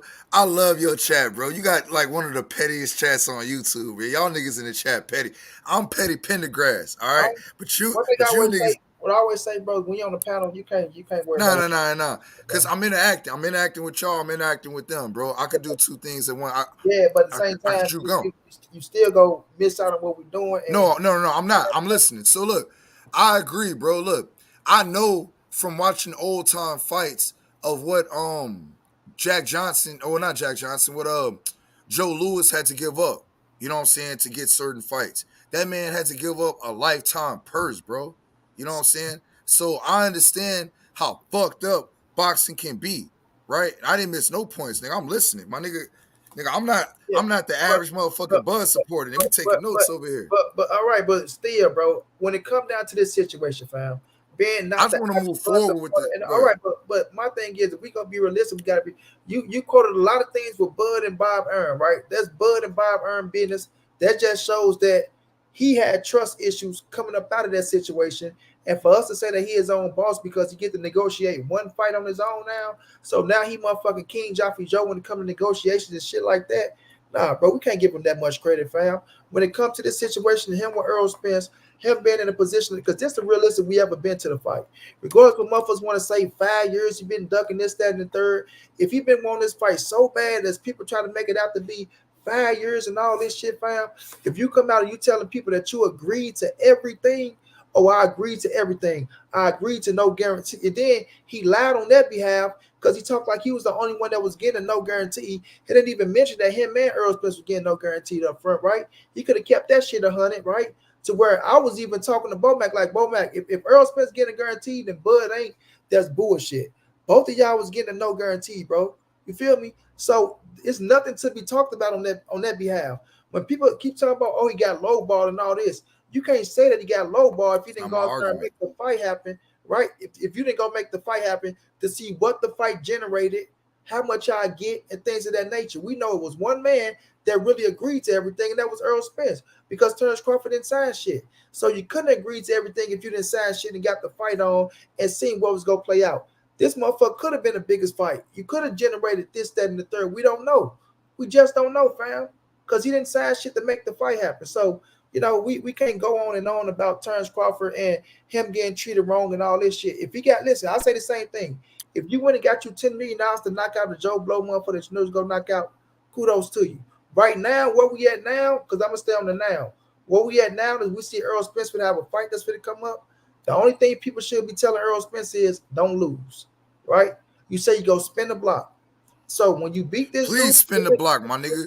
Please. Yeah, if you beat this dude at 154, let's talk about it. Then come on back down.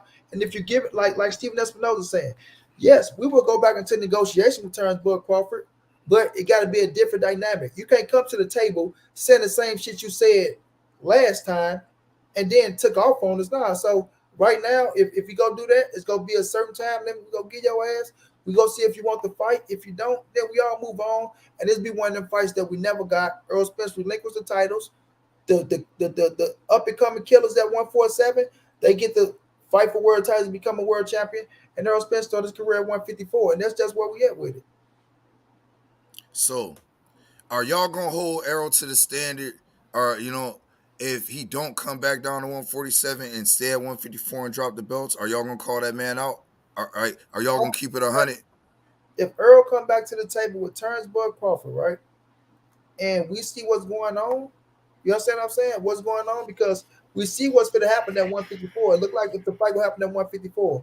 So if he come back to the table and give it Terence Crawford another opportunity, and Terence Crawford don't take it, and Errol Spence That's not what I asked. No, I'm not. I'm not. That's Bro. not what I asked. What I asked is if he fight at 154 and don't come back to 147. Because correct me if I'm wrong. All right, I'm trying to figure this out. If he fight, because I don't have it all. That's why I'm asking you this, because I respect your teaching. If Errol fights Keith, all right, from the reports that I was looking at, which didn't really make sense, he's got a 3-month turnaround to make the fight with Bud. How does that work? 6 months. 6 months. So if they fight, when is the fight being projected right now, fam? For Keith and Errol. It looked like it's gonna be April. They're saying April. So April. So we got May, June, July, August, September. Damn, we right back. We right back to this goddamn date. October, November-ish, depending on when they fight and when they fight. So once again, I ask you a specific question, Monty. If Errol fights at 154 and decides to drop the belts, are you gonna call him out and are you gonna keep it a buck? So you saying if Errol Spence go to 54, beat Keith Thurman, he say, you know what, I feel good up here, I'm not going back to 47. Am I gonna call him out? No. Why should I call him out? How? Can I jump in here? Hold on, and I got you, John G. Yeah. You saying how, right? Because Errol Spence is not the one that fucked the fight up. Oh God, right? Monty, come on, Monty. You refuse to hold Terence Crawford feet to the fire. I called that nigga. Look, I'm saying, look, before you go, I'm gonna say this. Watch this. When the fight didn't get made, ask Reggie. I was fucking mad. Brothers, what's going down, my Baltimore killers, man? What's going down? Shouts out to the Rise Podcast. Y'all go subscribe to the motherfucking Rise Podcast. If you don't, you're a sucker, and I'm gonna block you. Like, I know if y'all subscribe to that man channel or not. But shouts out to the Rise, man. Senior, Kenny, Coach Calvin, Squeeze. Y'all know it's all love, family. Back with another one. Smoothie King. Right back at y'all. Yeah, right. That's it. Right, don't duck. Don't run. No, we heard it. Let me tell you why. Let me tell you why. Okay. Let me explain my reason why. You say, Monty, if Errol Spence go to 54, right? Because Errol Spence told us, I have 2 fights left at motherfucking 147, right? That's your Dennis Ugas and that's Terence Crawford, right? I told y'all, this is the closest that we ever been to the fight, right? So now, the beautiful, Bernice, thank you so much. Bernice, what other social media platforms you on, Bernice? Are you on Instagram? So my thing is this, bro. When Errol Spence tells you, right? I sat around for this dude, and this dude drug us along, right? He drug us along, making me feel like that he's gonna sign a contract. I passed my date up the November 19th. This is my reason why. So people can accept it or they don't have to accept it, right? I passed my date up to fight this dude, right? This is what I did. I passed up my date to fight this dude. You understand? Who was he gonna fight right there? Who would he have fought? I don't know who he's gonna fight. We just know he had a November 19th day, bro. You feel me? It never so hold on, right there. It never came to fruition. The man said, "No, just right there. I just don't want you to go past it." Let me finish. Okay, go ahead. You want to make a point? Go ahead, make your point.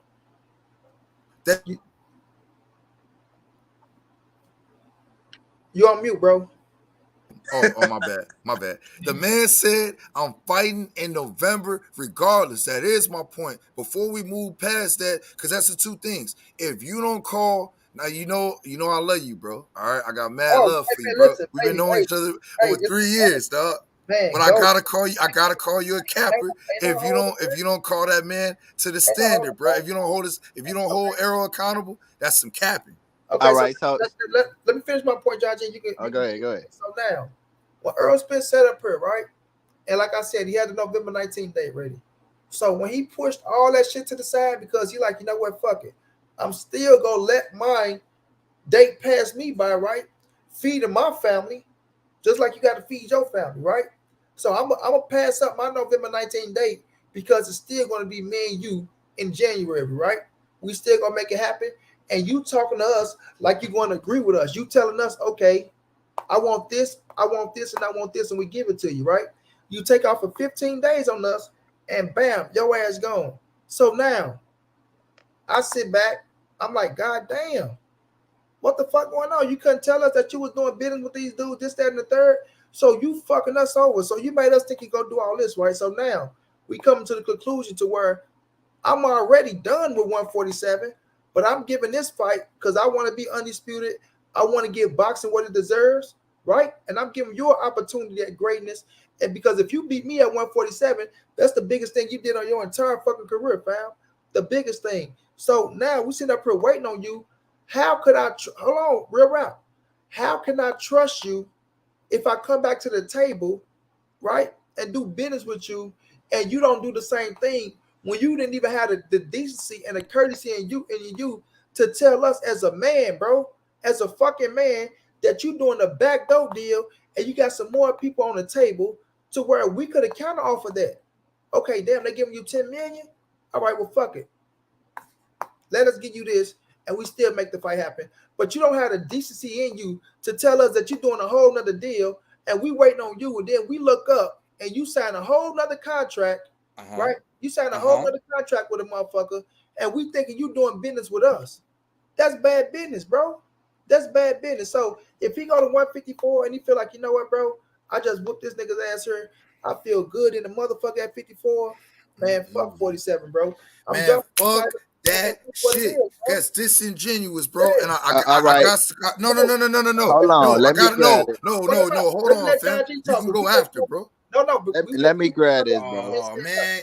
Let me grab this. Let me tell you, because still, look, you keep talking about Errol Spence, but I'm holding that nigga accountable like I'm holding Bud accountable. Y'all not holding Errol accountable. Let me ask you something. Did Bud fuck up the fight at 147? Yes or no? No, he did not. So you not holding his fucking feet to the no, fight? I think they know. I think they both. I'm gonna tell you something. So let's go. Let's go. No, let's go. Let's go. Because Errol already. Hold on. All right. So look, that's why I said, hey, John G, I ain't gonna be long, John G, because I gotta say this. All right. The two things that I gotta address. My nigga Errol obviously was working on another fight, and that shit fell through. Obviously, because the nigga said, well, I call cap on y'all too. Hold on, let me make because of what I'm holding him by what he said. Okay, if you hold him by what he said, his November 19th date for Terence. He did not pass him. He said I'm fighting on November, regardless of if this Bud fight go through or not. So he obviously was working on something else. He's obviously working on somebody else. I don't care about Twitter. Wait a minute. EJ asked him, was he fighting? He said, I don't know what I'm gonna do now, man. Him ducking, he running out on the fight.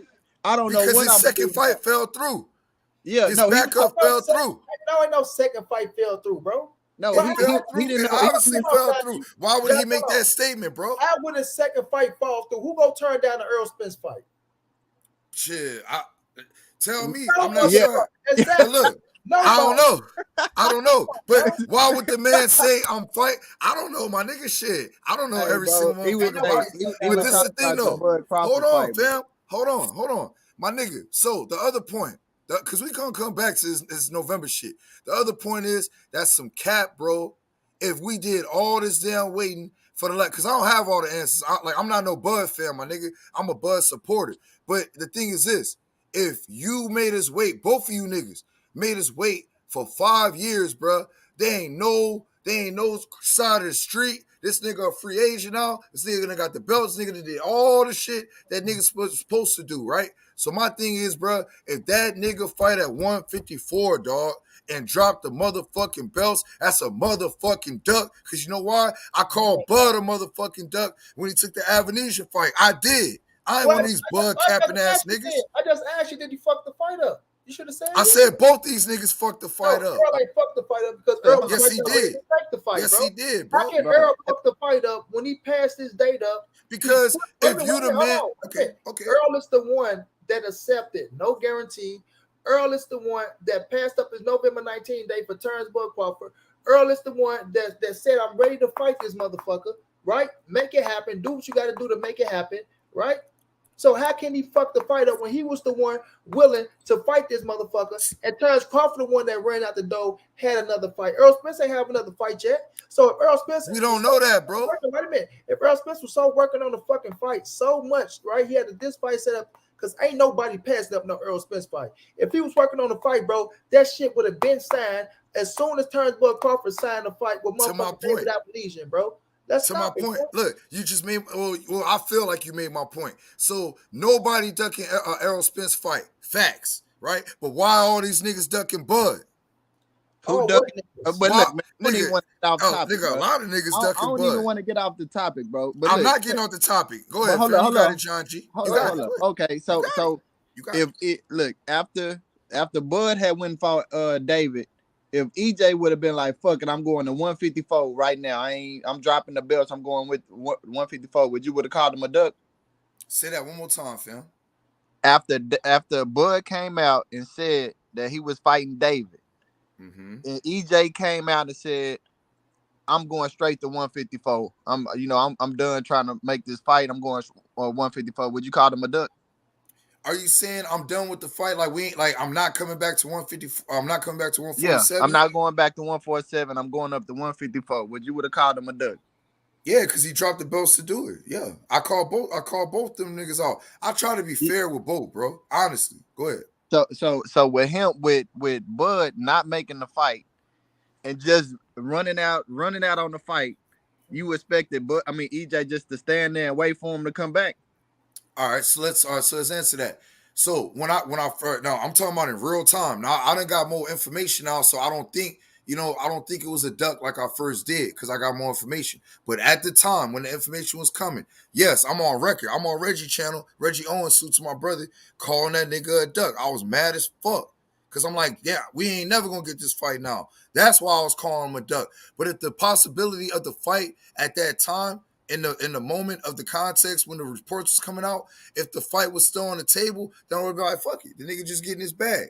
So that's why I say, bro, if this nigga go up to 154 and don't come back, bro, because there's nothing stopping you. If you didn't ask my question. I thought I did. I thought I did. No. I asked you, did you expect EJ to wait when Bud made that announcement? Did you expect EJ to wait for him to come back? All right. And yes, because when I got the report from Blue Blood, all right, now I'm gonna use my source, my Blue Blood source. When I got the report from Blue Blood, no, that's not fair, bro. That's not fair. Berenice, right in the chat. How come it's not fair, bro? Because I trust. Capping for Terence Crawford. Everybody else capping for Errol. Wait a minute. Blue Blood capping for Terence Crawford because they doing business with them. Blue said on Keon channel and said that Bud motherfucking lawyers, his lawyers said we're going ahead with the PBC fight, right? We're going ahead with the PBC fight. Why we ain't got no fight? We know exactly what Bud and them was doing. Bud and them was around this motherfucker using PBC to bluff. Listen, we all gonna feel what we feel. Yeah. Bud using PBC information to bluff motherfucking BLK Prime to get their ass out of $1, whatever he was talking about, right? We set up here, Terence Crawford nephew said, nah, my uncle ain't never taking no low shit like that. When people kept saying, oh, they lowballing, we say, man, my uncle ain't taking no lowball shit. Blue said, fuck what his nephew talking about.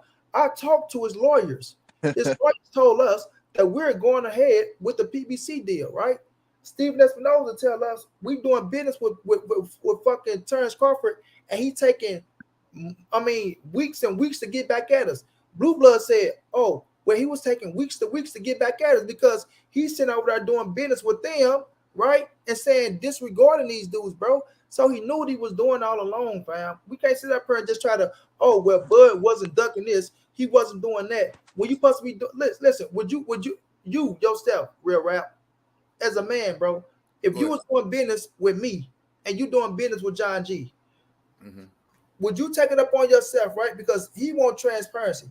Would you, if John G giving you a better deal than me, would you give me an opportunity to say, listen, money, John G throwing this at me, bro, So I'm gonna give you an opportunity before I go fuck with this nigga. You feel me? Yeah, because I fuck with you. That's what I'm saying. So, Bud, if you saying you over here, Al sound like a nice guy, and they doing this, they doing that, then you would have gave them an opportunity to say, you know what, listen, y'all got to come with this deal.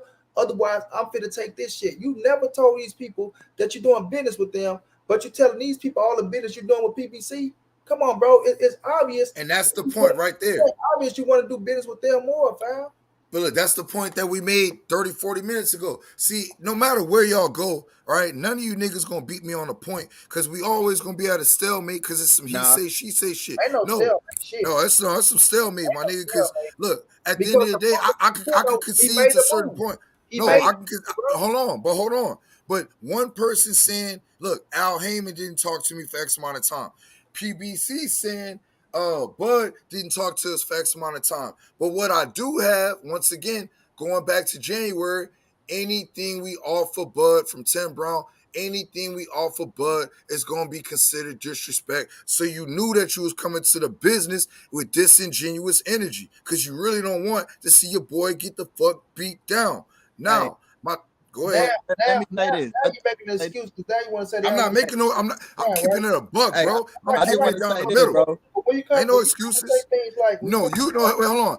Hey, John G. I'm gonna let you go on this point. My nigga, you make it. No, hold on. I'm gonna let you. No, because now you just said, because you really don't want to see your boy get beat down. But I'm talking about Allen though. I know, but when they give him a contract and the man said he agreed to everything and then sign shit, what the fuck are we talking about, bro? Once again, from Blue Blood. All right, that shit. Now I disagree with you saying that the fight was gonna happen. Blue Blood 30 days. I gotta use him. I fuck with Blue Blood. Salute to Blue Blood, because you know why? I was mad as fuck at Blue Blood until I got all the information. You know what I'm saying? Like I said, I'm just like y'all. I get information as it come, right? But I always have the ability and the right to change my opinion because I'm not behind closed doors to have all the facts. So I got to put my logical mind to it and make it make sense. Now, all right, but look, let me say this. I'm say this, bro. You asked a question: will we hold EJ to the same standard? Standard. Hey, if somebody punch you in the back of your head and you punch them back, are you wrong? Or the nigga that punched him back wrong? No, I make that analogy all the time. No, I always say if a nigga slap you and I slap you harder, I'm not wrong. Okay, I say that all the time. So hold up, that with what you said, with Bud running out on the fight, if EJ turn around and choose not to fight him, is he wrong for doing the same thing that he did? That's not the same correlation, my nigga. Same shit. No, it's not. Because the man said, I want undisputed. I got two fights left at 147. You know I'm not moving the goalpost. I'm using what he said. I'm not moving the goalpost, my nigga. Y'all dropped the ball at the fucking yard line, got it intercepted like the Seahawks, nigga. Like the Seahawks against the Patriots. Y'all got the ball intercepted, nigga. You know you lying. You know you capping, nigga. You know you capping, John G. You know it. That nigga funny. You know you capping, my nigga. Errol said I wanted undisputed, right? And I said up here, and I just did business with this nigga for 6 months, and this nigga just fucked us over, right? Because he did fuck him over. Allegedly.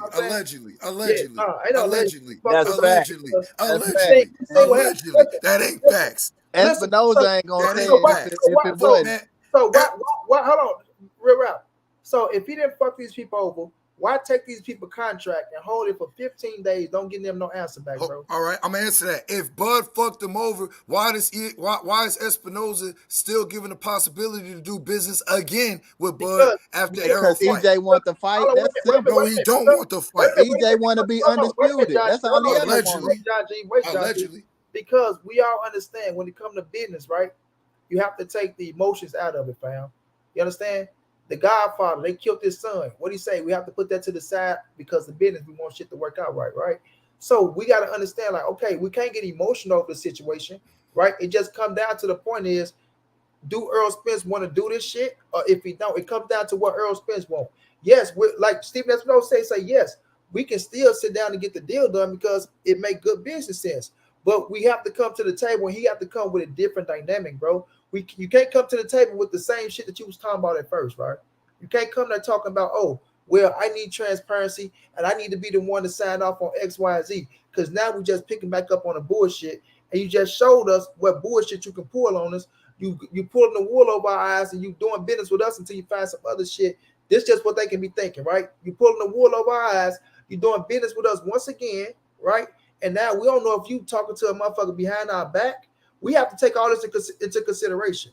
You know what I mean? You could be talking to a motherfucker behind our back, and soon as we come down to this, like Steven said, we can't wait 2 weeks before the fight for you to say, "Oh well, I don't like this or I don't like this," because now it's like, "Hey, bro, what the fuck you talking about?" Like we too deep in now. We put too much money into it, and we can't go off of you saying what you don't like, and then now you just fucked up a whole situation, and now we lose out on the money, bro. So, Terence Crawford, to be honest, in their eyes, he's untrustworthy now. So yes, we can come to the table, but you got to come to the table with a different dynamic, and we're gonna have a time limit on this shit. So, do I think? Let me tell you this: do I think Errol Spence gonna come back to the table and try to get it done? I do. I think he is. I think he go handle the situation with Keith Thurman. If that's the fight, how it go now, we still gotta wait. I don't know what's going on with that until it take place, right? But I think he gonna come back to the table. It's gonna be a set standard. It's gonna be a time limit. You know what I'm saying? And if Terence Crawford want to accept it, he accept it. If not, then they move on, bro. I'm at the point where like I'm not caught up to the point to where now, oh man, I got to have this fight like I was the one sitting up here defending Terence Crawford, bro. Oh no, I ain't listen to what none of you niggas talking about. He want the fight. This what happened in negotiations. These things happen. I've seen it happen X amount of times to where you have to wait, and then we turn around, we get the fight. It might not be when we want it, but we still get it. So I was the one sitting up here defending that nigga. This, that, and the third. He pulled that shit, bro. So, like I say, they gonna come back. If he come back to the table, it's gonna be a time limit. It's gonna be a set date. And if he don't accept it, then they move on, bro. And everybody feel how they feel about it. You know what I'm saying? Would I say Errol Spence is ducking him? Should I hold Errol Spence's feet to the fire? No, because when shit got real, right, and when the contract was on the table, Terence Crawford said, "Fuck the contract," and he went and did what he wanted to do. So that's what it is, fam. And people gonna feel how they feel about it. Yeah, man, I completely. Hey, go ahead, John G. I'm gonna look. At this point, like I keep saying, the proof is in the pudding. Bud wouldn't be fighting Thurman, his mandatory, if he wasn't trying to still get this Bud fight for undisputed at 147. He could just go up to 154 and start his reign at 154. But instead, he's still trying to obligate his mandatory with Keith Thurman, spin the block, put Bud on his ass, become undisputed, then move on. At the end of the day, and while doing this, while Bud had all the bad business he had going on. Allegedly. Hold up. And this is what I'm saying. If PBC and Showtime, the business was so bad, the offers was so bad, then why is he back? Why is Bud back saying he ready now? He ready for what? He ready for what? He ready for what? Because that nigga needed a tune up, and he should have kept real saying needed a tune yeah, up. I would have respected that. He back trying to fight. He ready to fight EJ now. But bro, so look, all right, so look, according to Blue Blood, because y'all keep making me do it, bro. I can't. But look, that ain't. I can't. That's his source. That's his source. But go ahead, quote your source. Go ahead. According to Blue Blood, he did not say that they were fighting in July, or pardon me, in January. It was gonna be somewhere in the first quarter of the year. So EJ, right, could have waited another month or so and got the damn contract done. The PBC side could have done the same thing y'all accusing Bud of doing. That's why I say, regardless of where you niggas go, who are you we had a talking stalemate, about, my nigga. Are you talking about the Bud? Hold up. Are you talking about the Bud contract? Positive. First of all, this is about Bud contract. This is the thing, fam. Hold on, John G. When Terence Crawford turned around and signed that contract, bro, right? PBC focused their attention on the fight for Errol Spence. Are they right or wrong for that? Real rap. Say that one more time, fam. Just the last part. I'm listening. When Terence Crawford went and signed the contract to fight David Albanese, is PBC wrong for focusing their attention on another fight for Errol Spence? They already had it in the books, in the plans. They didn't have. That's what you're trying to make it out. That's a narrative that's false, bro. That's okay. Listen, if they already in the context of what you said, look. If they had, you keep saying, "Oh, they already had this fight." See, that's to throw people off. If they already had a fight in the books and the plans, then it would have been signed when Terence Crawford signed the David Albanese contract, fam. That's negative, bro. You can't throw that narrative out there, fam. Look, bro. I already admit. So, Hold on, so John I G. asked you a I question. already admit it. Okay, I'm gonna answer your question. So, In the are they context wrong? that Are they wrong for focusing their I'm attention answering. on another I'm fight? about to answer it, bro. If you're doing real business, bro, in the context of your question, right? I'm a real nigga. I'm gonna answer. In the context of your question, bro, if you doing real business, you gonna be scrambling and looking to make up for the money that you were contemplating on making. Yes, I can say that. You know what I'm saying? I got big trucks outside. If a nigga called me for a load, which just happens all the time, right? If a nigga called me for a load after I signed the contract and he pulled a load from me, you gotta pay me a stipend. You gotta pay me something for my time. Whether I went, go ahead. So look, I drive trucks too, so I get what you're saying. I get what you're saying totally. But look, could EJ went up to 154 and fought Fundora and made a lot of money? If you went up to 154 and fought, my nigga, I don't care about the 154 part. No, I asked the question. Could he have done that? I wouldn't have a problem with that as long as you come back to 147 and get it in with Bud. Now I'm gonna tell you, if EJ would do that, come back to 147 and Bud with Duck, nigga, it's over for Bud. But we ain't there yet. I guarantee I will come back on this bitch and I will say Bud is the biggest of ducks. You know what I'm saying? Bud is such a duck. Bud got that same fucking duck mobile that they had in Batman, nigga, with the penguin, nigga. That's how big of a duck that nigga is. If that happens, but we ain't there yet. Calling my phone, I couldn't hear nothing. Man, damn. All right, I'm gonna say it again, John G. I'm gonna say this because now I'm gonna say it again because it was kind of funny, bro. Yeah, but hey, Monty, can I say it one more time since he missed it, bro? Can I just say it one more time? I said, bro, if Errol go up to 154 and fight whoever and come back looking for that smoke, all right, and Bud runs away and don't take the smoke, I said when your phone was fucked up, that nigga would be the biggest motherfucking duck. I said he would be a bigger duck than the penguin car that they had in the original Batman, I heard nigga. Yeah. I got you. Okay, so my thing is this. I keep it G with Bud. Nigga, I fucks with Bud, but I fucks with Errol too. This is my thing. Because I want to fight. When we looking at the situation, ladies and gentlemen, boys and girls all over the world, right? When Bud Crawford signed that contract to fight David Avanesian, PBC shift their attention on finding Errol Spence an opponent to see who's he going to fight next. So when Bud get his fight in, he had his business, and now he's over with. People automatically say, "Oh, well, Terence Crawford had his fight, so why don't Errol Spence just fight Terence Crawford now?" No, because they already shift their attention on finding Errol Spence another fight. So it's like, all right, you did us in, right? So now what we need Terence Crawford to do is to find a fight from now and the summertime, right? So from here to July or here to June, Terence Crawford need to be finding a fight to be on the same page as Errol Spence. So we don't have him out the ring for X amount of months, or he can't be out to where he feel like he need another tune-up. That way, when Errol Spence finish handling this business, they be on the same page, right? Both of them are just be getting out the ring around the same time, and they can sit down and negotiate some shit to make that fight happen. We don't need Bud sitting his ass outside the ring.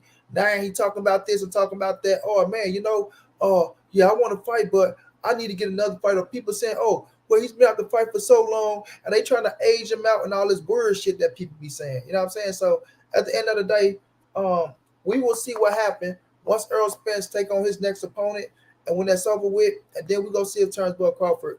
That's real. Hey, nigga, you know what it is, nigga. I put my word on it. I'll be back, man. Money know I ain't no capping ass nigga.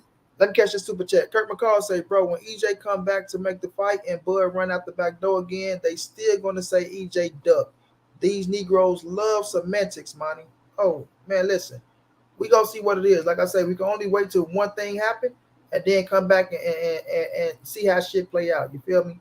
But your boy been going for 3 hours and 23 minutes. Real rap down that big-ass cappity cap over there because that's definitely fitted for Terence Crawford. Most definitely. Howdy. Real rap with the cap. That motherfucker is special made for Terence Bud here. You know what I'm saying? So we gonna see how that shit out. You know when it comes down to the situation. Bud said Earl run the 54. He still want to smoke. Bud said a lot of shit and ain't do nothing. You feel me? So we gonna see how things play out. Like I said, when Errol Spence get this fight over with, we gonna see how things play out. But my brother, Real Rap, always a pleasure, bro. You know the door always open for you. Yes, sir. I wasn't planning on going this long because I knew shit was gonna happen like this, right? I'm like, God damn. I was supposed to be in bed, my nigga. I got business to do in the morning, but exactly, I love you. Bro. And you know, when you talk, you have motherfuckers jumping on you ain't never seen before. Motherfucker, hey, you ain't never like, no such shit. No. You feel me? But let me get some last words from Real Rap. Hey, look, on God, bro. I wouldn't fuck with boxing if it wasn't for people like Monty, man. I don't watch every single boxing fight. I'm not the hardest core boxing fan, nigga. Look, niggas say what they want, all right? But I rock with Devin Haney. You know, I rock with Shakur Stevenson. I rock with Errol. I rock with Bud. And I still got Jamel Charlo in my top 3, nigga. Nigga, push me off of that. You can't.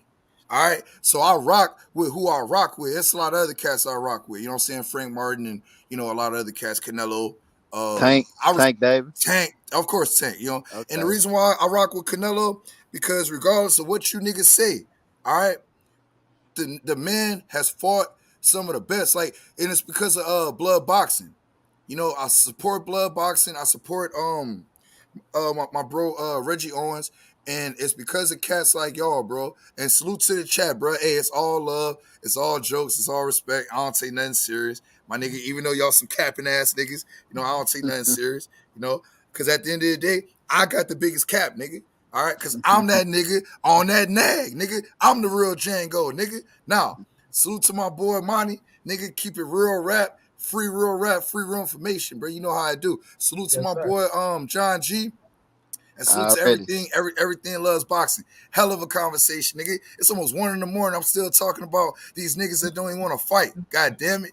But salute to all y'all, man. Much love, much respect, man. Peace. You know, right? You know what? My brother John G. What's going on, champ? Hey, man, I told you, bro, my Cowboys was gonna lose today, bro. I told you. Man, you said it was a good game though. I ain't gonna lie. Man, Dak threw that goddamn pick, bro. Like you see. 2 of them. Yeah, but I'm talking about the first one. He's down in the fucking red zone where he had points on the board, bro. And that was second and second. It was second and second. Bro. I mean, second down with 2 yards to go, fam. Like I don't know why the fuck they ain't running the ball. Like that was bad play calling and some more shit, fam. So it's like, God damn, Cowboys, you motherfuckers, bro. I said, bro, we need it. I'll just start over, bro. I'll get rid of Dak and Zeke 2 for 1 special. He ain't gonna do it. I know. The reason why, because you gotta understand, fam. You got Jerry Jones is still making money, right? Of course, he's not winning the Super Bowls, things of that nature, but he's jersey sales making money. You understand what I'm saying? And he pulled it in. You got to think about it, like it's connections to where Dak Prescott lost his mama to cancer, then he lost his brother to suicide. So you know Jerry Jones, he feel for that shit, and you grow connections with them quarterbacks, you grow connections with them players, and he getting you to the playoffs. You know what I'm saying? Once you get to the playoffs, listen, who knows if you go get motherfucking a Josh Allen or a motherfucking Aaron Rodgers? You don't know if you're gonna get over that hump or not. You don't know what's gonna happen. You see, Josh Allen got his ass smoked, so you don't know what's gonna happen in the playoffs. All you can do is take your best shot with who you got. If you believe in your guys, then you keep it pushing. You know what I mean? So, you know what I mean? I salute Jerry Jones. Like he believe in his guys, and he go win and lose with his guys. You got us here, then you know what I'm saying? This is what it is. But at the end of the day, you know what I'm saying? It's football, it's a sport. Cowboys still America's team.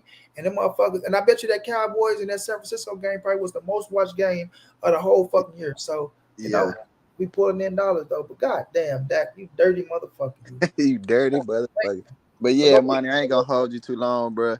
Man, just you know, keep cooking on what you cooking. This cookout as usual.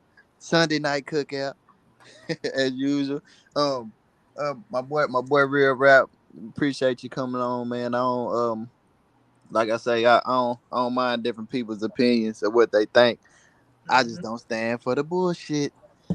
That's for majority of you Dak. I mean, not Dak fan, goddamn Bud fans, but shit, bro. I'm finna get out of here. Y'all hit that like. Make sure y'all keep subscribing and donate. All right, my boy.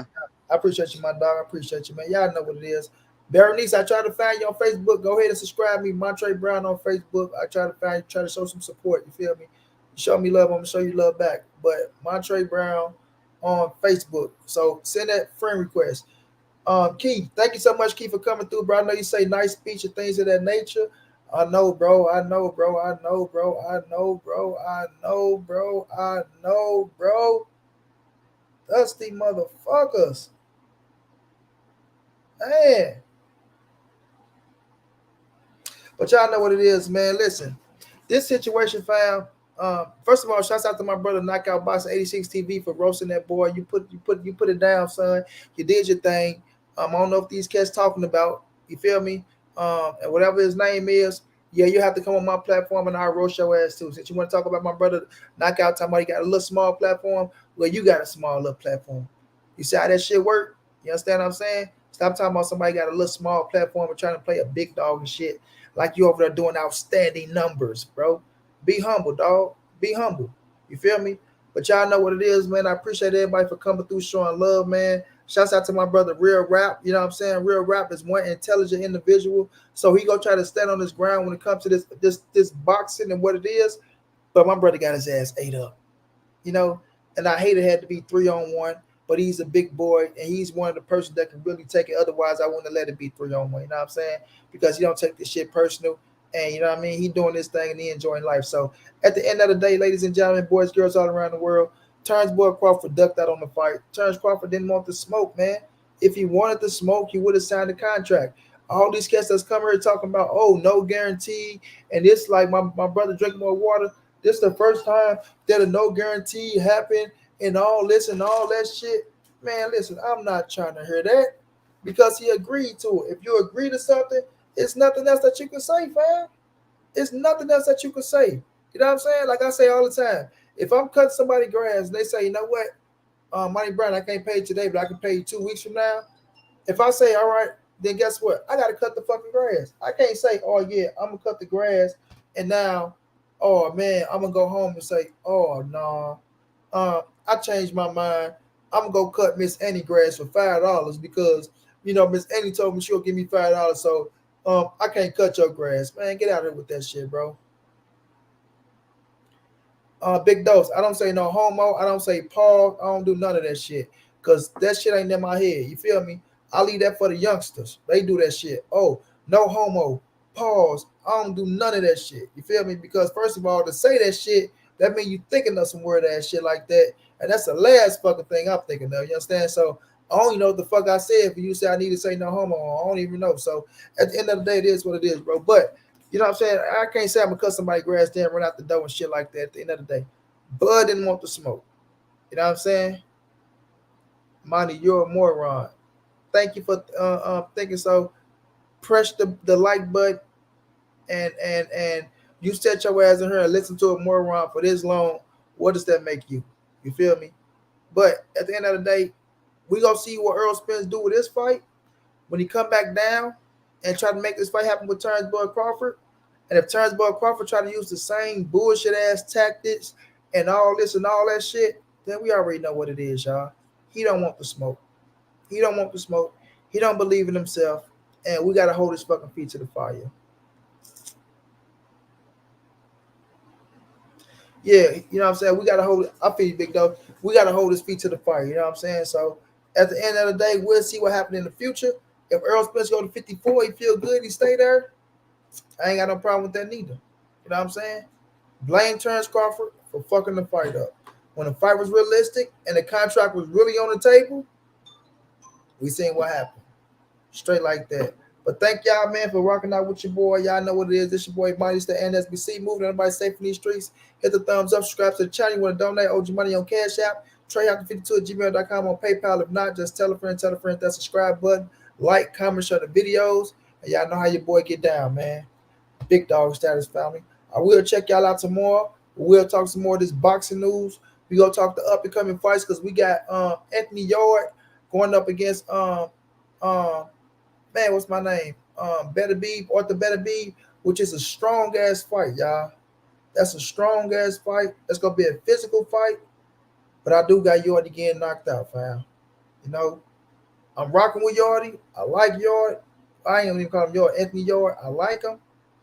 But boy, you in some serious hot water. And we'll see if he can take it, y'all. But y'all have a good night. Love your family. I'll check y'all out tomorrow.